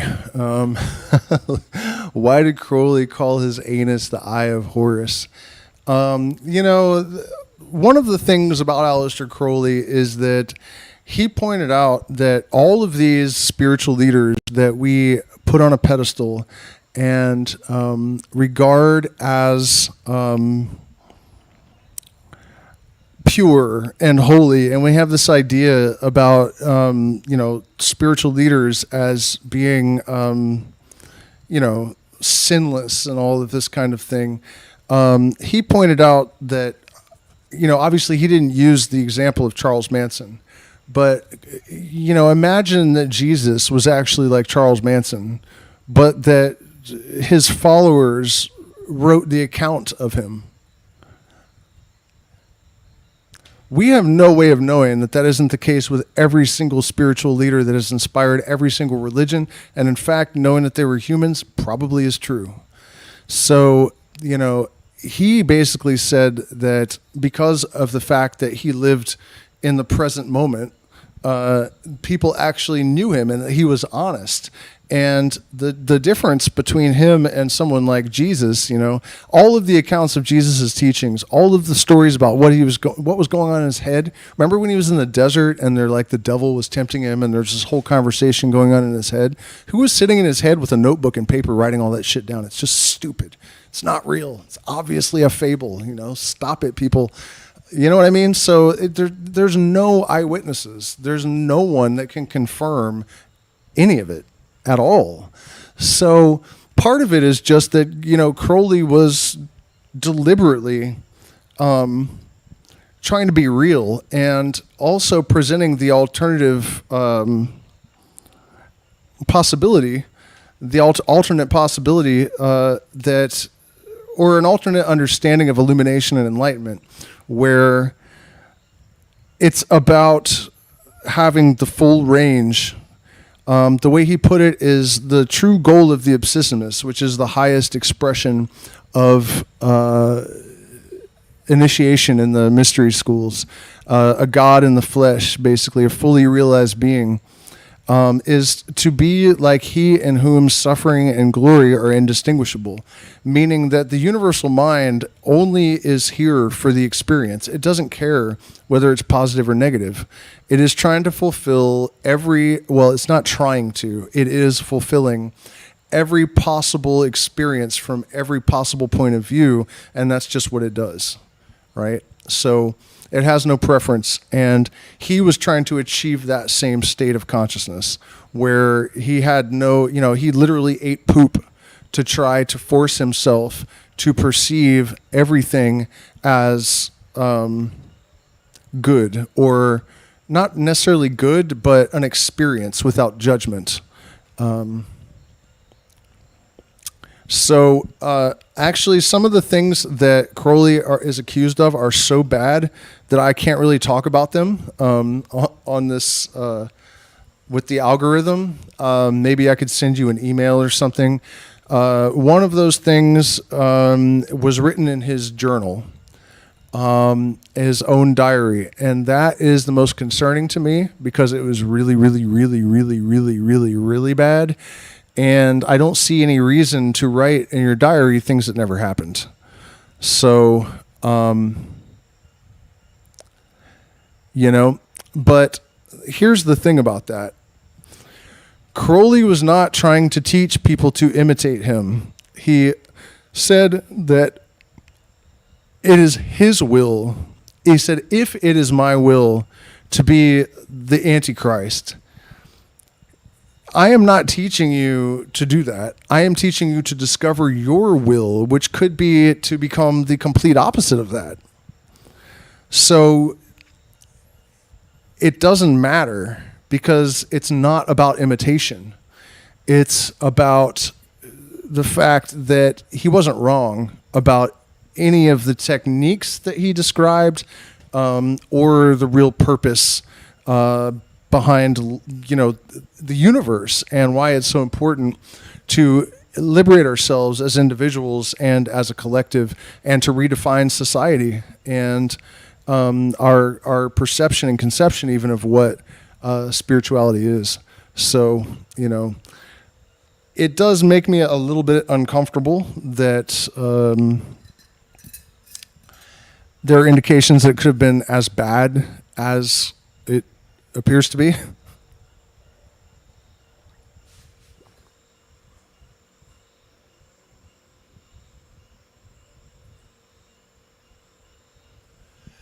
And then also he was generally just a bastard. He would kind of oscillate or vacillate between saintly and evil. And he hated women on a certain level. He hated his mother. And so that came out in his relationship with women a lot. So, if you really want to know, I would have to communicate that to you in private because it's too bad for me to speak about here in the stream. And then why did Crowley call his anus the Eye of Horus? Probably just being a sick weirdo. I mean, he was bisexual, and I'm sure a lot of things went in there. And he put a lot of value on sex magic, and one of the defining ritual experiences of his life was with Victor Newberg out in the Saharan desert, where he took the passive role in a sex magic ritual, the Call of the Aethers, which I believe is the 9th degree OTO the general concept is the same. And also, by the way, it's not necessary, according to most people's interpretation, to go through this the way that he did. But the story is that him and Newberg went out into the desert, and Crowley created a circle, and then they made a triangle. And after the consummation of the butt sex magic ritual, Newberg got in the Crowley got in the triangle, which you're never supposed to do. You don't get in the triangle with the demon that the person's invoking. And according to Newberg, once Crowley was effectively possessed by Karanzan, he tried to kick sand out of the triangle onto the circle, because if he's able to break a line in the circle, then he could penetrate it and come and kill him. And I think at some point he actually like jumped on him and like clawed at him and stuff. Pretty wild.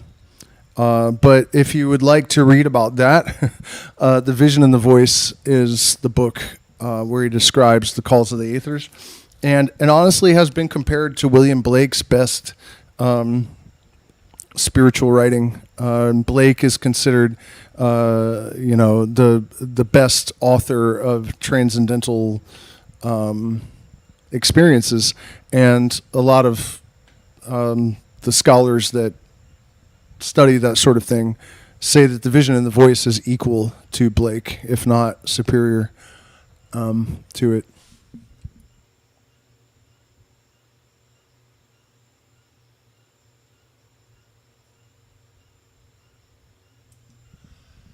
I cannot answer that question, Gyapa. Yeah, that's a better idea. Ask me privately in Patreon. What he's asking about is in the LBRP, when you have done the ritual successfully enough times, eventually you'll see something in association with Uriel or Oriel. And there is nothing obvious that connects those things to the angel. But it's a very common experience. In fact, it's almost certain to happen if the ritual is performed correctly eventually. And so one of the ways that in the Hermetic Order of the Golden Dawn, they demonstrated the efficacy of these rituals and showed you that something actually happens. They seal this in an envelope, and then you have the person above you, a portal, if you're a neophyte, every now and then we'll review your magical journal where you record all your dreams and all of the stuff that happens to you during ritual, and you describe it all in detail.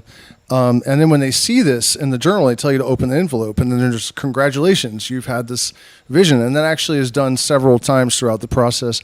Eventually there's something called the vision of the peacock, and there are all these different aspects of things that happen during the course of your development through ritual magic that are kept secret until you experience them. And then it is revealed to you that happens to everyone. And so it sort of builds certainty, because in the Western occult tradition, you're looking for certainty and not faith. Faith makes, or doubt makes an excellent mistress, but a nagging wife. But then if you drink and dance all night with faith, you will awaken with a corpse in your morning. And if you drink and dance all night with doubt, you will find her a virgin in the morning. And so...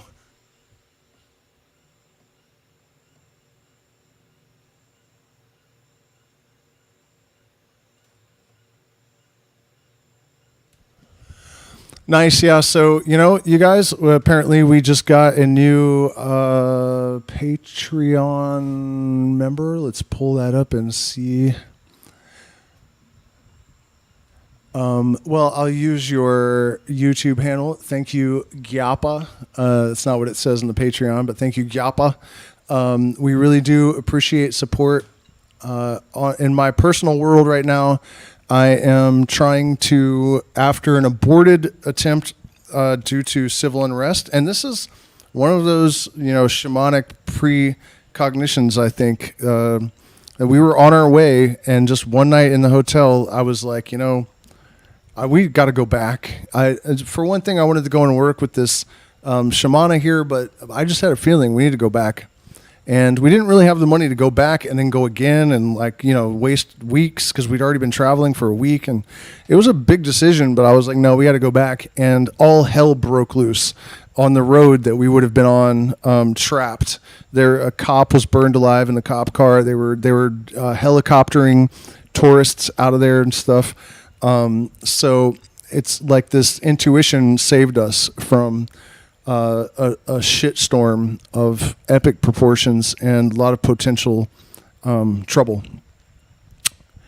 And so now we're going back to I want to create a permanent center for consciousness exploration in PSOC. And we're looking for partners and people that are willing to make an early deposit for a big discount. We are definitely doing it in May 16th. Will probably be in the first week. That won't be the first date. That's my birthday. So I want to have my birthday at Machu Picchu, and that will be in the midst of this retreat, which will be 30 days and will include a trip to the jungle, and then also Andean medicine up in the mountains near Pisac. Vilcabamba is nearby, which is 2,000 years ago it was inhabited, and it hasn't even been dug up, surveyed, whatever. The archaeologists haven't even gotten in there, and so it's like virgin ruins or whatever. And it also was a spiritual center for the Incas there. And interestingly, speaking of symmetry, when I first came to Ecuador, we were living in Vilcabamba, and now in Peru, without even deliberately doing it, we're going to be living in Vilcabamba. Because that's what the Pisac area was called before it was Pisac. So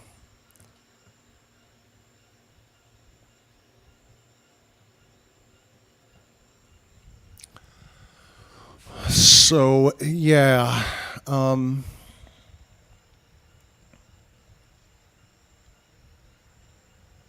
Oh, that's right. So I guess I started talking about this, the presence of these voices in our head, and the fact that people often attribute to them far more influence and authority than is healthy. I think that one of the most important lessons that we can learn from a fiercely individualistic path like shamanism is that imitation, while it may be the sincerest form of flattery, I'm getting really tired. Most sincere form of flattery. It's not the way of the shaman or the magician. And the hierarchical, religious, and spiritual conception is not good. People get a voice in their head and they decide that it has authority over them, and then they go do a bunch of evil shit because they think that there's something higher than them that has province and dominion over them.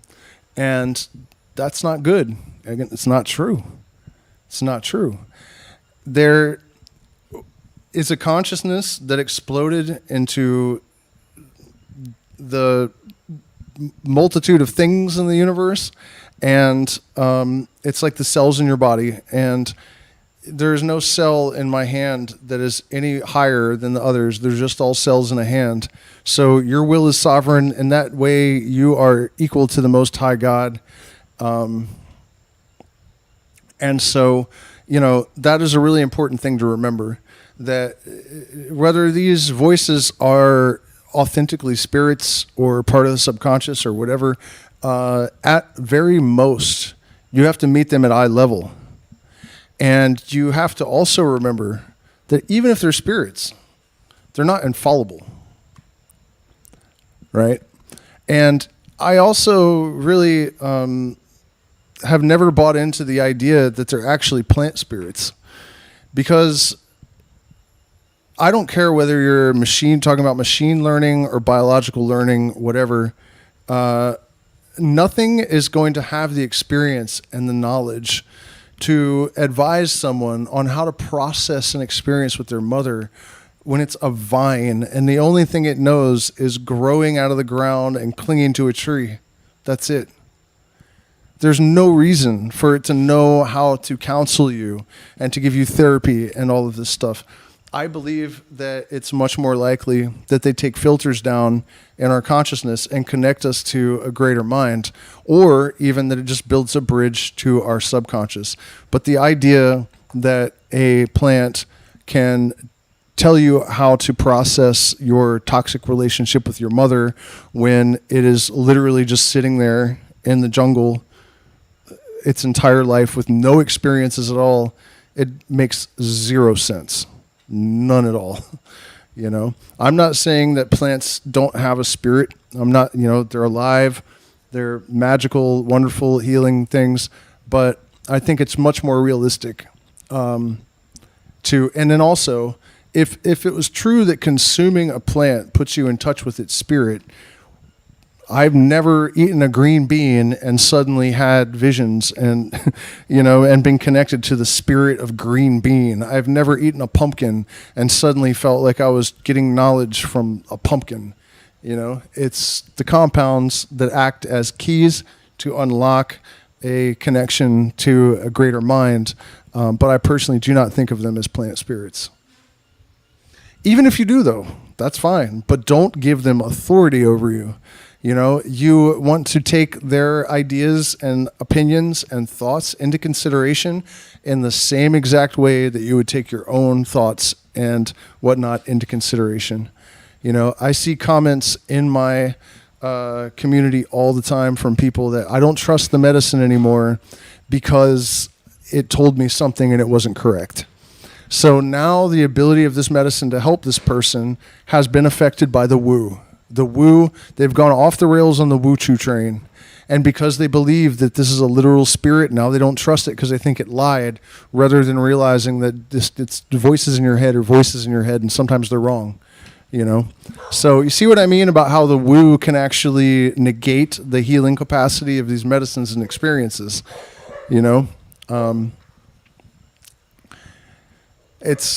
There are healthier ways to relate to these ideas, I think. All right, still open in the chat to questions because I think I have pretty much covered all of the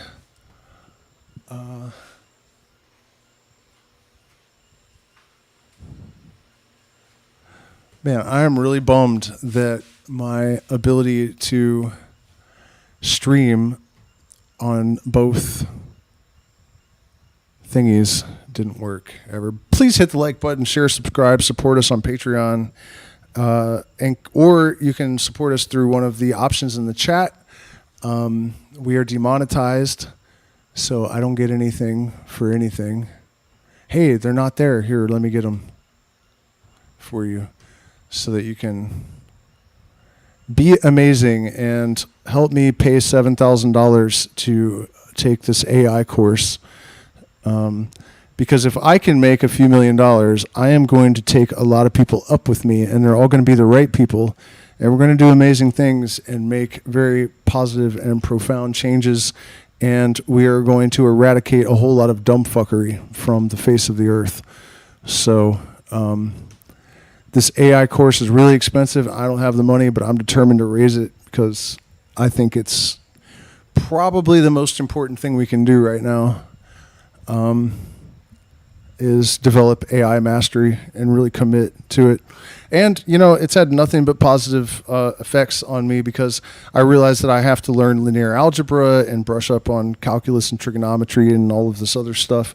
And so I'm doing that, and I'm realizing that because of the plant medicine and the successes that I've had in the past and all of these ideas about myself that I've overcome, I don't have these psychological blocks that limit my ability to, when I was in high school and I was trying to learn algebra, I thought I couldn't understand. I thought I was stupid or something.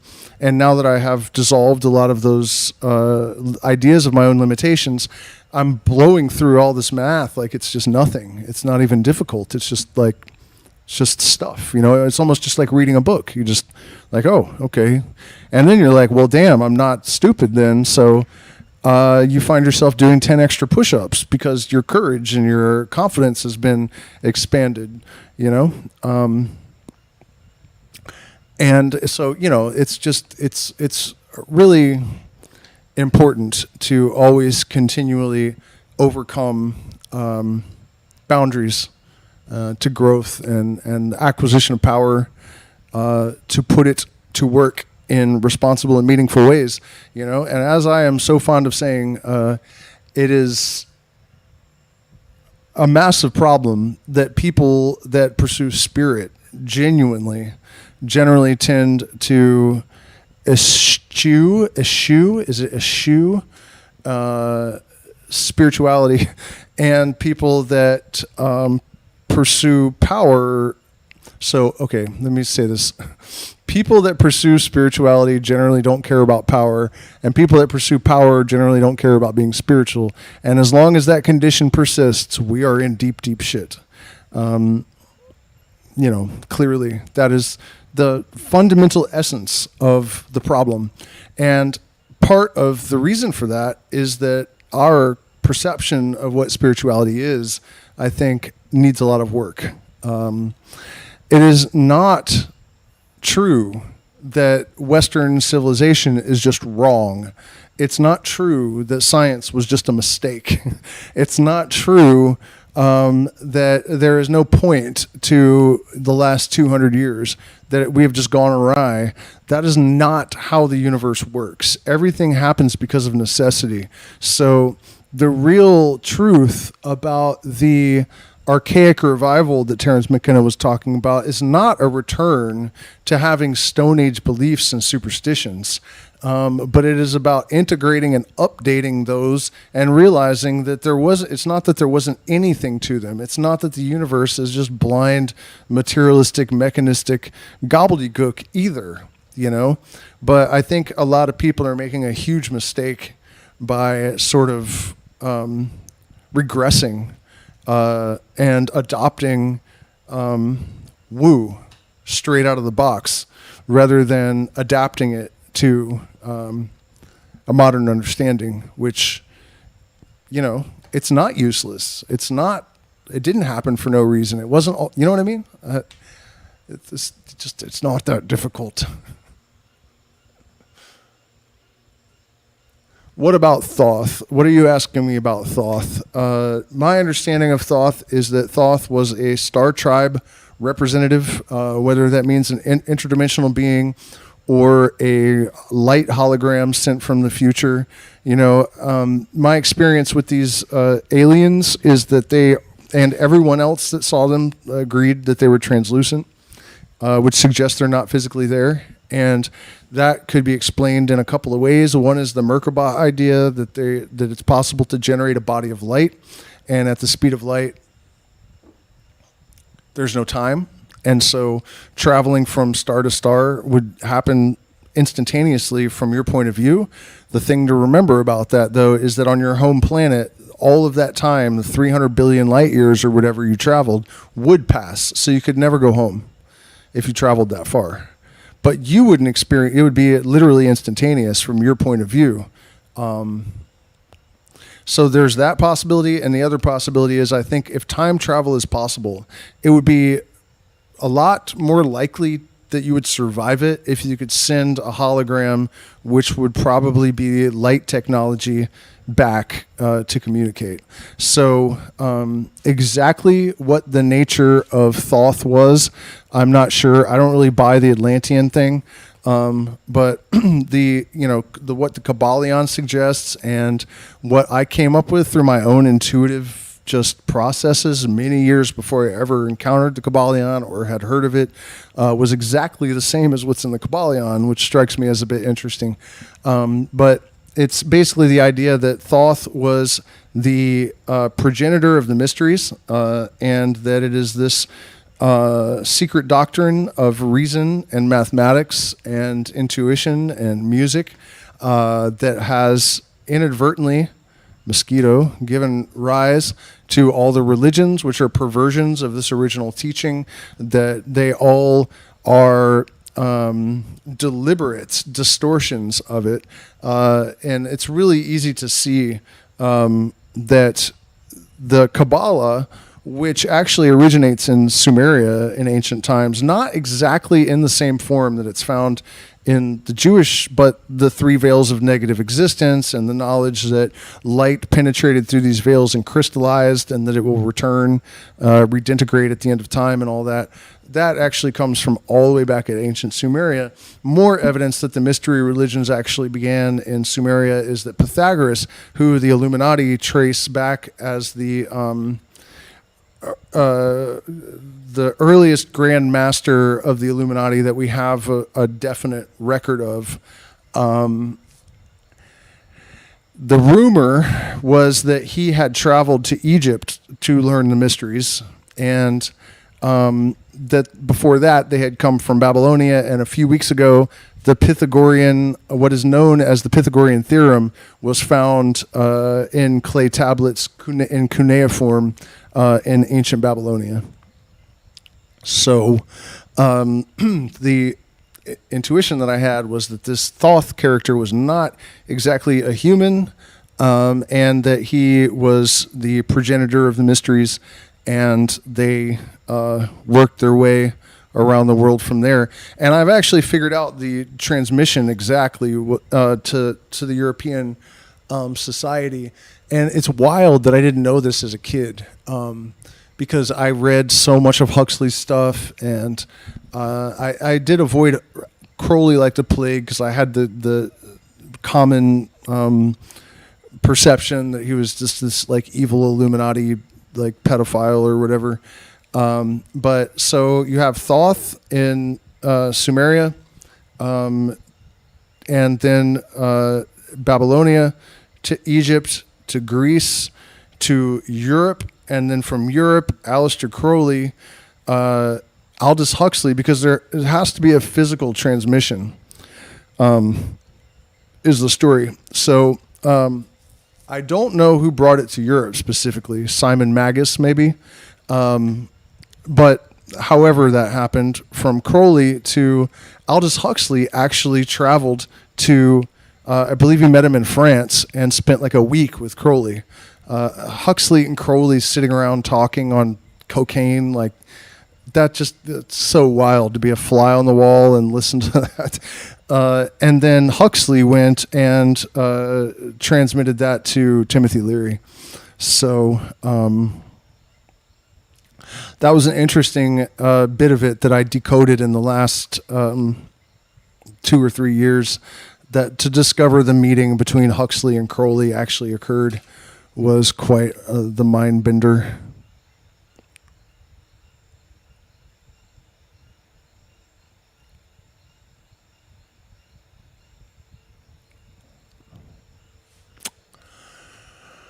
So, almost 11 o'clock. If we have any questions, I will answer them, or subjects that you just generally would like me to talk about. Please consider joining the Patreon or visiting my PayPal or Cash App and dumping $7,000 in there so that I can pay for the AI course. It's going to be worth it, though. We need people like me out there making AI models that are unbiased and uncensored. And, you know, it'd be good if I could hack, too, I think. Of course, I would only legally hack my own devices.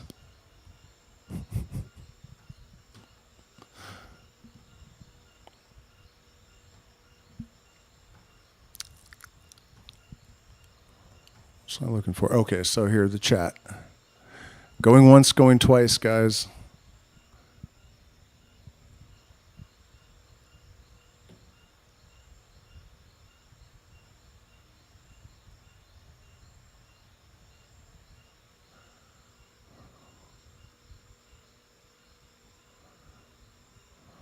Nothing?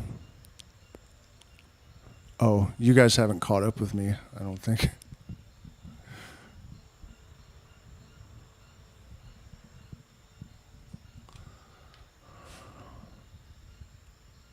All right. Well, I guess that's a wrap. Thank you guys so much for spending this time with me.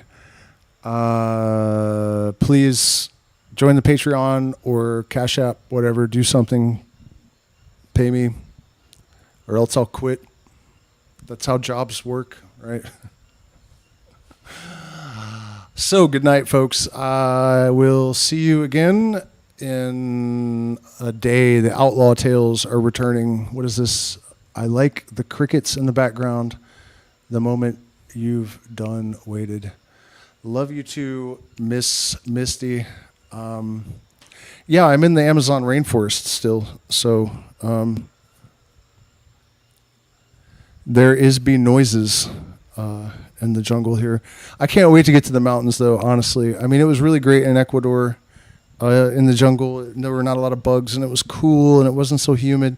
Here, it's kind of nightmarish, man. There's, like, not only are there mosquitoes, but there are these tiny little things. I don't even know what they are. They're so small, and there are rivers of them. And every now and then, you'll just get in a line of them, and then all of a sudden, they're just all up your back and shit, and they bite. And even though they're so tiny, and it burns, like they inject something bad. And every night, like when I'm trying to go to sleep, there's a stream of them that always ends up going down the wall behind me, and I'm getting woke up all night, bitten on the side of my neck and back, and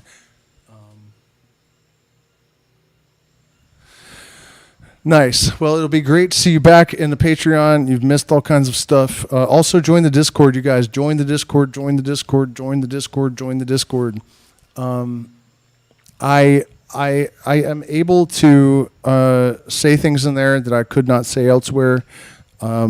And we have a community forming in there. People are brainstorming. People are collaborating. People are networking. So join the Illuminati, the Lumignati. We have to take action. You guys want to do some bibliomancy real quick? Just open this secret Masonic book, open at random, and break my oath.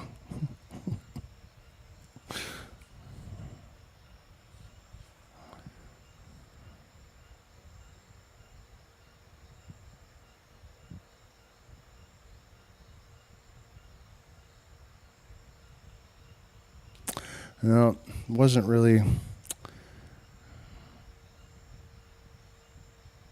Oh, here we go.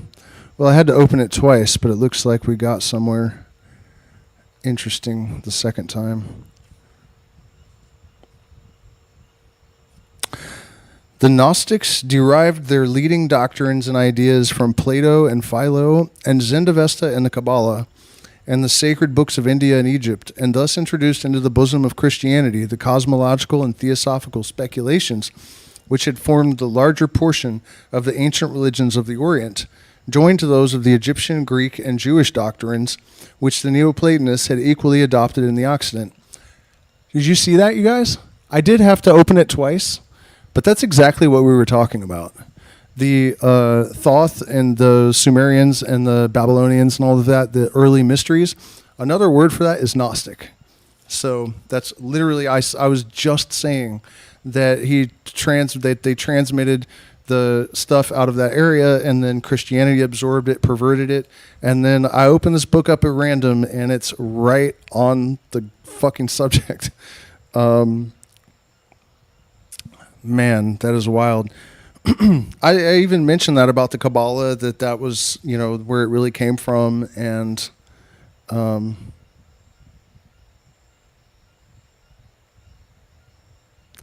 let's back up even a little bit.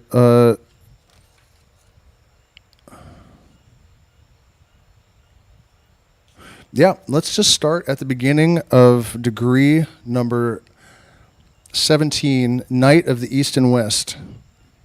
This is the first of the philosophical degrees of the ancient and accepted Scottish rite, and the beginning of a course of instruction which will fully unveil to you the heart and inner mysteries of Masonry. Do not despair, because you have often seemed on the point of attaining the inmost light and have as often been disappointed. In all time, truth has been hidden under symbols, and often under a succession of allegories, where veil after veil had to be penetrated before the true light was reached and the essential truth revealed. The human light is but an imperfect reflection of the ray of the infinite. We are about to approach those ancient religions which once ruled the minds of men, and whose ruins encumber the plains of the great past, as the broken columns of Palmyra and Tadmor lie bleaching on the sands of the desert. They rise before us, those old, strange, mysterious creeds and fables, shrouded in the mists of antiquity, and stalk dimly and undefined along the line which divides time from eternity, and forms of strange...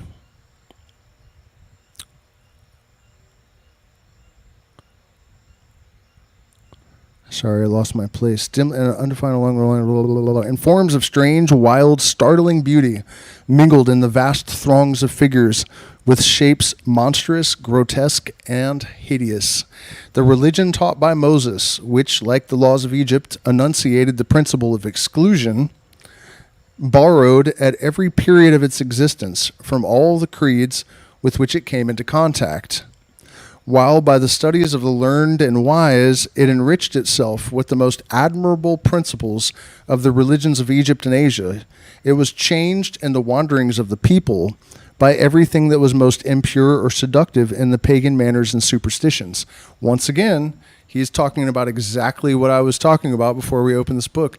He's not talking about Judea. Moses was supposed to have been an initiate of the priests of Egypt in the mysteries of Isis.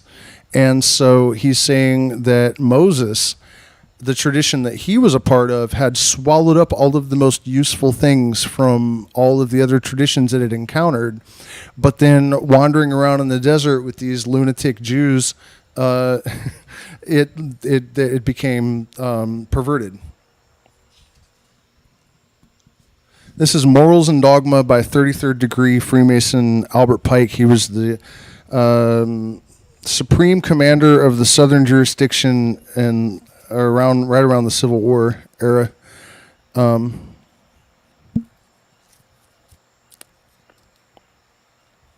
By everything that was most impure or seductive in the pagan manners and their superstitions. It was one thing in the time of Moses and Aaron, another in the time of David and Solomon, and still another in those of Daniel and Philo. At the time when John the Baptist made his appearance in the desert near the shores of the Dead Sea, all the old philosophical and religious systems were approximating toward each other. A general lassitude inclined the minds of all towards the quietude of their amalgamation of doctrines, for which the expeditions of Alexander and the more peaceful occurrences that followed, with the establishment in Asia and Africa of many Grecian dynasties and a great number of Grecian colonies, had prepared the way.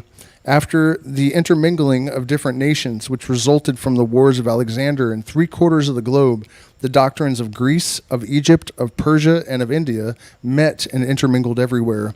All the barriers that had formerly kept the nations apart were thrown down, and while the people of the West readily connected their faith with those of the East, those of the Orient hastened to learn the traditions of Rome and the legends of Athens. While the philosophers of Greece, all except the disciples of Epicurus, more or less Platonists, seized eagerly upon the beliefs and doctrines of the East, the Jews and Egyptians, before then the most exclusive of all peoples, yielded to that eclecticism which prevailed among their masters, the Greeks and Romans. Under the same influences of toleration, even those who embraced Christianity mingled together the old and the new, Christianity and philosophy, the apostolic teachings with the traditions of mythology. The man of intellect, devotee of one system, rarely displaces it with another in purity. The people take such a creed as is offered to them. Accordingly, the distinction between the esoteric and the exoteric doctrine, immemorial in other creeds, easily gained a foothold among many of the Christians.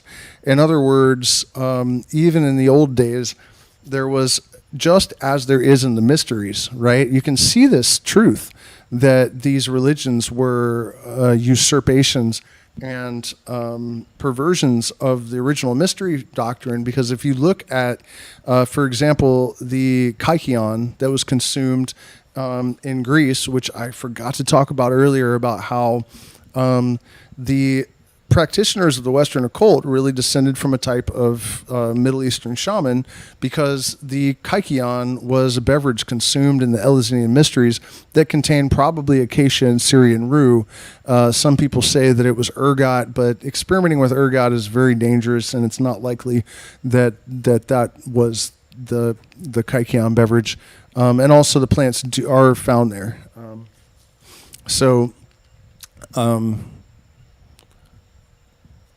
The apoptyae is the inner circle knowledge, which is conferred to initiates that had been 3 years, which is interestingly 2 or 3 years is generally the apprenticeship for shamanism, right? So after 2 or 3 years in the of attending the Eleusinian mystery rites, you would be given a drink from the kykeon, and then you would become one of the apoptyae, the inner circle that came to be known as the Illuminati. And so in Christianity, Catholicism, and Judaism, still to this day, there are inner circle levels of faith, particularly in Catholicism. And in the Jewish tradition, I once attempted to establish some camaraderie with a Jewish relative by mentioning that I had studied Jewish mysticism, and I started to talk about it, and he's like, no, we're not allowed to talk about this.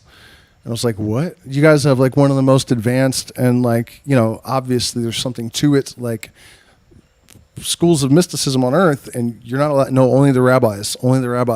So this tradition of an apoptyae, an inner circle that keeps a certain type of knowledge, is consistent still in these religions that adopted this knowledge of the light. And that's basically what's at the center of it, is knowledge that consciousness comes from light, that all matter is light in a standing wave, that we've known this for millennia. If you look at the fact that Jesus is based on the sun, and that reflecting on water is light sparkling, or that walking on water is light reflecting off of water, all that sort of thing. It just becomes increasingly obvious, the truth of this, that all of these religions were modeled on these mysteries. And so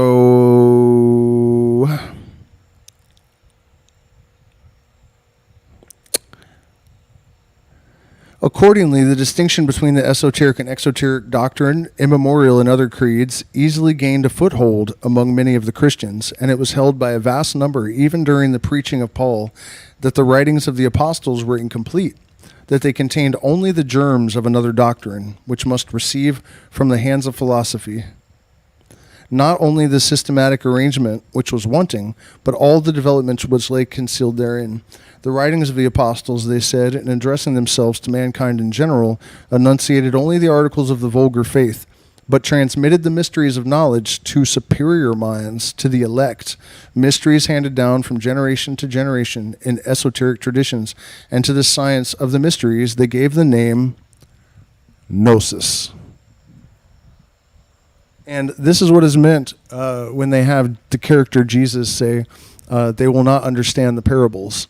It's funny, you have these preachers and evangelists all arrogant and full of themselves with that stupid, corny look on their face that they always have. I don't get it. But apparently they all thought when he said that they're not going to understand the parables that he was talking about somebody else, right? And then also, let he who hath understanding count the number of a man. That's obviously a reference to gematria, 666. So there's a lot in the Bible that if you are an initiate, you see it right away, and you understand what is actually being conveyed, and you also know beyond a shadow of a doubt that it was deliberately composed by initiates with the objective of actually concealing rather than revealing spiritual truth. The Gnostics derived their leading doctrines and ideas from Plato and Philo, the Zendavesta and the Kabbalah, and the sacred books of India and Egypt, and thus introduced into the bosom of Christianity the cosmological and theosophical speculations which had formed the larger portion of the ancient religions of the Orient, joined to those of Egypt, Greek, and Jewish doctrines, while the Neoplatonists had equally adopted in the Occident. emanation from the deity of all spiritual beings, progressive degeneration of these beings from emanation to emanation, redemption and return of all the purity of the Creator, and after the reestablishment of the primitive harmony of all, a fortunate and truly divine condition of all in the bosom of God. Such were the fundamental teachings of Gnosticism. And that is an interesting idea, because when you copy a copy and then copy it again, the quality of the copy degrades. And I've noticed with bemusement that if it's true that it seems like humanity is degrading, right? If the reincarnation of certain individuals is as I believe them to be, then you can see that they're actually losing quality rather than, So, in a sense, we are already in the process of decay. Because we have already reached the, the nadir, and we're on the backside where the copies are losing quality, which is one of the things that Gnostics said happens over the course of reincarnations. And it makes sense, that that's what would happen. A copy of an imitation is not the original. The genius of the Orient, with its contemplations, irradiations, and intuitions, dictated its doctrines. Its language corresponded to its origin, full of imagery. It had all the magnificence, the inconsistencies, and the mobility of the figurative style. Behold, it said, the light which emanates from an immense center of light that spreads everywhere its benevolent rays, so do the spirits of light emanate from the divine light.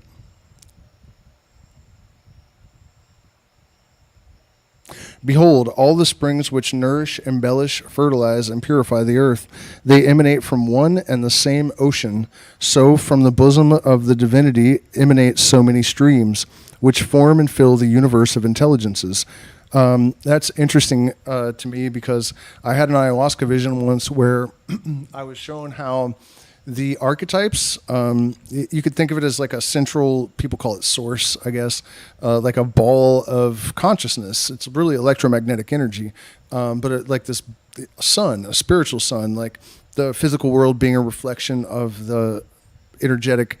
So in the same way that the zodiac is like a ring around the sun, there is archetypal dial, and these streams that he's talking about are emanations through those different dials. So you have the hero and the fool and, the magician and all of these different archetypes. And where you emanate out of that, along that dial, it's kind of the same as the zodiac. And then after I read about that, I discovered that Jung actually placed his archetypal wheel over the zodiac and made the correspondences. I don't think I've ever read this particular chapter of this book before. So it's like my visions correspond with these early Gnostic ideas always.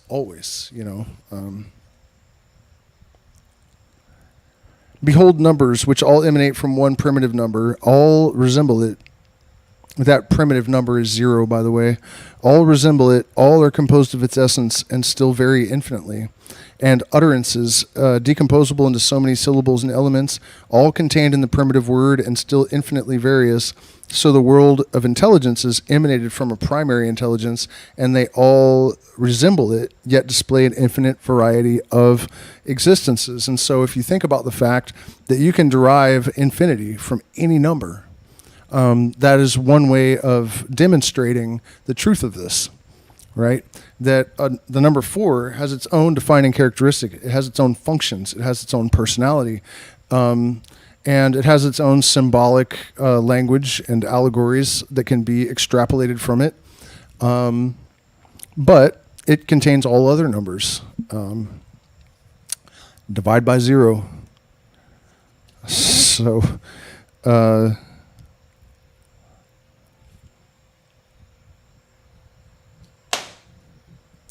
dead-ass mosquito. Let's see. It revived and combined the old doctrines of the Orient and the Occident, and it found in many passages of the Gospels and the pastoral letters a warrant for doing so. Christ himself spoke in parables and allegories. John borrowed the enigmatical language of the Platonists, and Paul often indulged in incomprehensible rhapsodies, the meaning of which could have been clear to the initiates alone. It is admitted that the cradle of Gnosticism is probably to be looked for in Syria and even in Palestine. Most of its expounders wrote in the corrupted form of the Greek used by the Hellenistic Jews and in the Septuagint of the New Testament, and there was a striking analogy between their doctrines and those of the Judeo-Egyptian Philo of Alexandria, itself the seat of three schools, at once philosophic and religious, the Greek, the Egyptian, and the Jewish. Pythagoras and Plato, the most mystical of the Greek philosophers, the latter heir to the doctrines of the former, and who had traveled the latter in Egypt and the former in Phoenicia, India, and Persia, also taught the esoteric doctrine and the distinction between the initiated and the profane. The dominant doctrines of Platonism were found in Gnosticism, emanation of intelligences from the bosom of the deity, the going astray in error, and the sufferings of spirits. So long as they are remote from God and imprisoned in matter, vain and long-continued efforts to arrive at the knowledge of the truth and re-enter into their primitive union with the Supreme Being, alliance of a pure and divine soul with an irrational soul, and the seat of evil desires, angels or demons who dwell in and govern the planets, having but an imperfect knowledge of the ideas that presided at the creation, regeneration of all beings by their return to the cosmos noetos, the world of intelligences, and its chief, the Supreme Being, sole possible mode of reestablishing that primitive harmony of the creation, of which the music of the spheres of Pythagoras was the image. These were the analogies of the two systems, and we discover in some of them, and some of the ideas that form a part of Masonry, in which, in the present mutilated condition of the symbolic degrees, they are disguised and overlaid with fiction and absurdity, or present themselves as casual hints that are passed by wholly unnoticed. So that's kind of a reference to the fact he's kind of letting them know that, you know, the allegories and the way that this information is presented in the early degrees is not really as it is going to be understood later on down the line.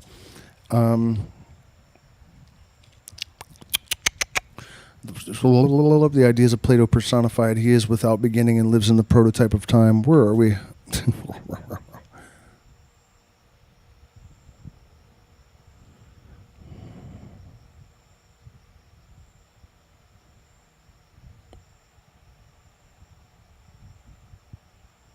Again, we see the symbolism of Masonry in the search of the candidate for light. Let men of narrow minds withdraw.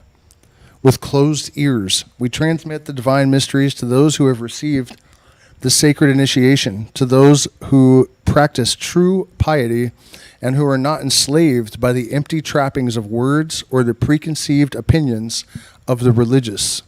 To Philo, the Supreme Being was the primitive light, or the archetype of light, source whence the rays emanate that illuminate souls. He was also the soul of the universe, and as such acted in all of its parts. He himself fills and limits his whole being. His powers and virtues fill and penetrate all. These powers, dunamis, are spirits distinct from God, the ideas of Plato personified. He is without beginning and lives in the prototype of time, the aeon. His image is the word, the logos, a form more brilliant than fire, that not being the pure light.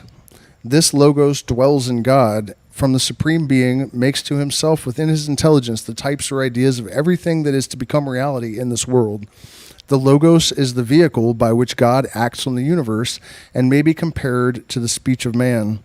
The logos being the world of ideas, by means whereof God has created visible things. He is the most ancient God in comparison with the world, which is the youngest production.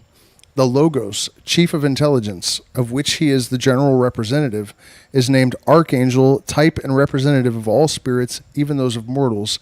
He is also styled the man type in primitive man, Adam Kadmon. And in reality, the Logos is the electromagnetic wave. It is the oscillation. It is the vibration that compels the chaotic energy of the primordial stew of creation to symmetry, because the oscillation of the wave, if you slice it in the middle, you have two symmetrical,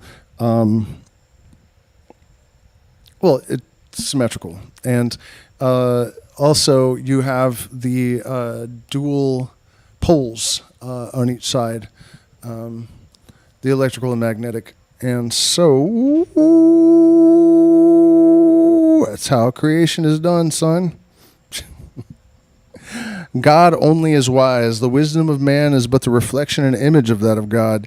He is the father, and his wisdom the mother of creation. For he united himself with wisdom, Sophia, and communicated it to the germ of creation, and it brought forth the material world. He created the ideal world only, and caused the material world to be made real after its type by his logos, which is his speech. And at the same time, the idea of ideas, the intellectual world. The intellectual city was but the thought of the architect, who meditated the creation according to the plan of the material city. The Word is not only the creator, but occupies the place of the Supreme Being. Through him, all the powers and attributes of God act. On the other side, as first representative of the human family, he is the protector of men and their shepherd. God gives to man the soul or intelligence, which exists before the body, which he unites with the body. The reasoning principle comes from God through the Word, and communes with God and with the Word. But there is also in man an irrational principle, that of the inclinations and passions which produce disorder, emanating from inferior spirits who fill the air as ministers of God. The body taken from the earth and the irrational principle that animates it, concurrently with the rational principle, are hated by God, while the rational soul, which he has given it, as it were, captive in this prison, this coffin that encompasses it. The present condition of man is not his primitive condition when he was the image of the Logos. He has fallen from the first estate, but he may raise himself again by following the direction of wisdom, Sophia, and of the angels which God has commissioned to aid him in freeing himself from the bonds of the body and combating evil, the existence whereof God has permitted to furnish him the means of exercising liberty. Remember I said that hours ago, how the reason for chaos is to allow for free will. If everything was bound to perfect symmetry and was mechanistic and cogs in a wheel, then there would be no evil, because everything would be just systematic in alignment with purpose and function. And that is still true with the introduction of evil, because it serves the purpose of facilitating that looseness that gives rise to free will.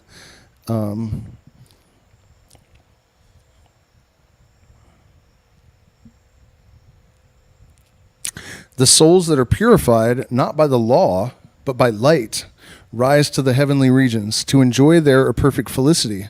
Those that persevere in evil go from body to body, the seats of passions and evil desires. The familiar lineaments of these doctrines will be recognized by all who read the epistles of St. Paul, who wrote after Philo, the latter living till the reign of Caligula, mad emperor of Rome, whose purges consumed thousands on his blazing altar of syphilis. Or how about Giles Laval, medieval crusader of God's will, whose search for the elixir of life led to the ritual satanic killings of hundreds of Parisian youths? Or Julius, religious despot, slaughter of the intelligentsia of Milan, gave him the nickname of the Warrior Pope. That's right, folks. Here in the halls of human hatred, we've got some of your most inspired brethren, genocidal maniacs who carve their way through the history books straight into your hearts. That's this rant from this Guar album. I don't know why the name of Caligula just brought it back to mind. Excuse the lunacy. And the Mason is familiar with these doctrines of Philo, that the Supreme Being is a center of light, whose rays are emanations pervade the universe. For that is the light for which all Masonic journeys are a search, and of which the sun and moon in our lodges are only emblems. That light and darkness, chief enemies from the beginning of time, dispute with each other the empire of the world, which we symbolize by the candidate wandering in darkness and being brought to light.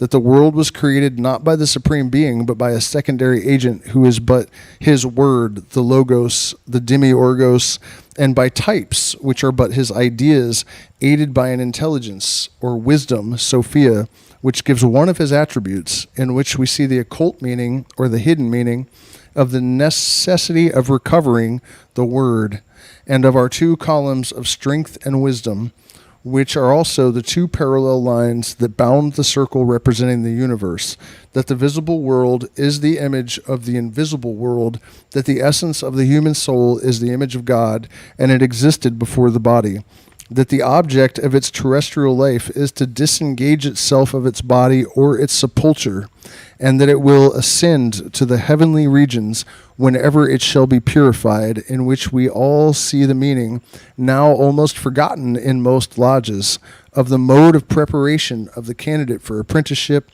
and his tests and purification for the first degree according to the ancient and accepted Scottish rite. And again, that brings me back to this point that I made many hours ago, I think at this point, that the preparation for a spiritual journey, most of the healing and purification needs to happen before thou steppest foot on the path.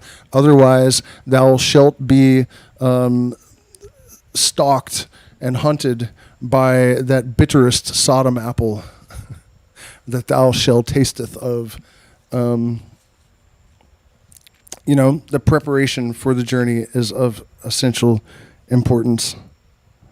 And so Philo incorporated in his eclecticism neither Egyptian nor Oriental elements, but there were other Jewish teachers in Alexandria who did both.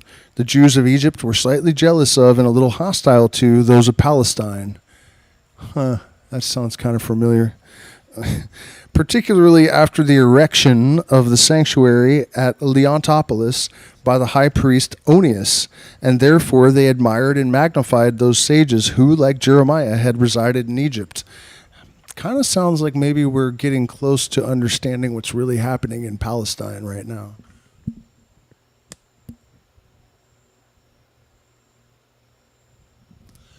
The pentagram, he asked, why is the pentagram described as a descent into matter? It's actually the other way around. The pentagram's purpose is just to describe the descent into matter.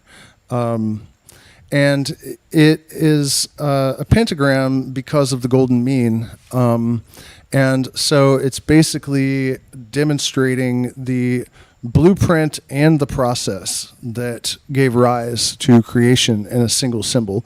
And that's one of the reasons it's so ubiquitously, perceived as important and deployed for its power. Wisdom, it draws between its children and the profane. Where are we at? Leontopolis, and therefore they admired and magnified those sages who, like Jeremiah, had resided in Egypt.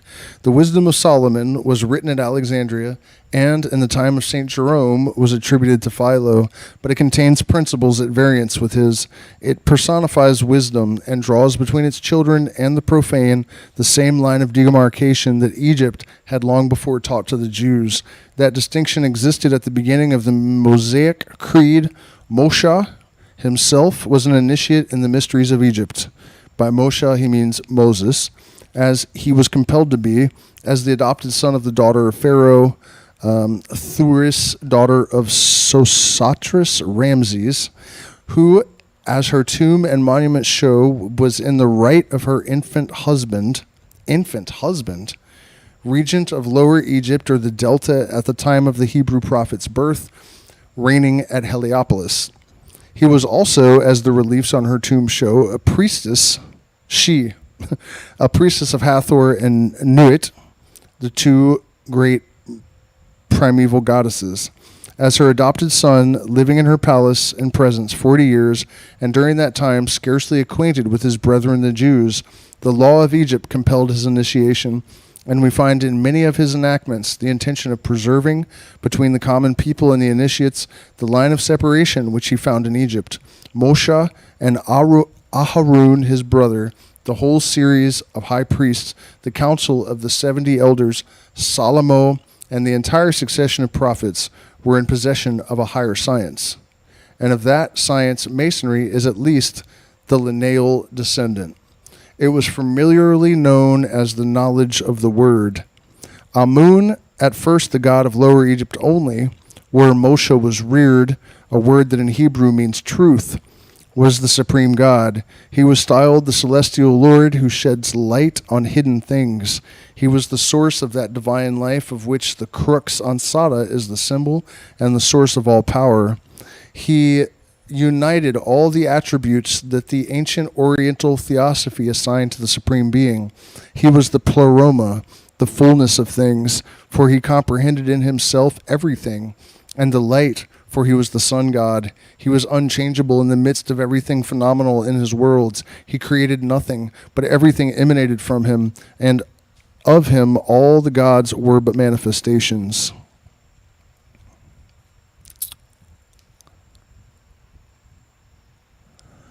And so, if you would like to continue with that story, join my Patreon, because I just decided that we just wrapped up the Fool, the zero card of the Thoth deck, and I was like, should we continue with this, or should we get into another Masonic degree? And I think we're going to go ahead and get into that degree, degree 17, as my next mission. And I'm trying to look and see how long I've been talking. 2 hours, 55 minutes. So that's a wrap. That is a riggedy wrap. Riggedy wrap. And so send me millions of dollars via PayPal, Cash App, Zelle. I believe I put it in the chat. Yep, it's right there. You got no excuses. It's right there.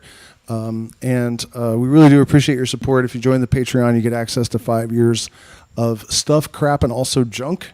Much of it is extremely powerful and important. In fact, I would say all of it will be useful to anyone who is on a mission to become illumined.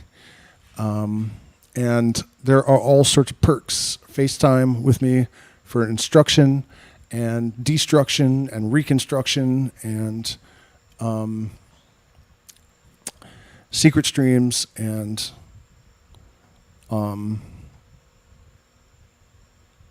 patron-only content and feet pics. You got to join the Discord for dick pics, though. Yep. So thank you guys so much for spending this time with me, and I will see you again probably tomorrow for Outlaw Tales.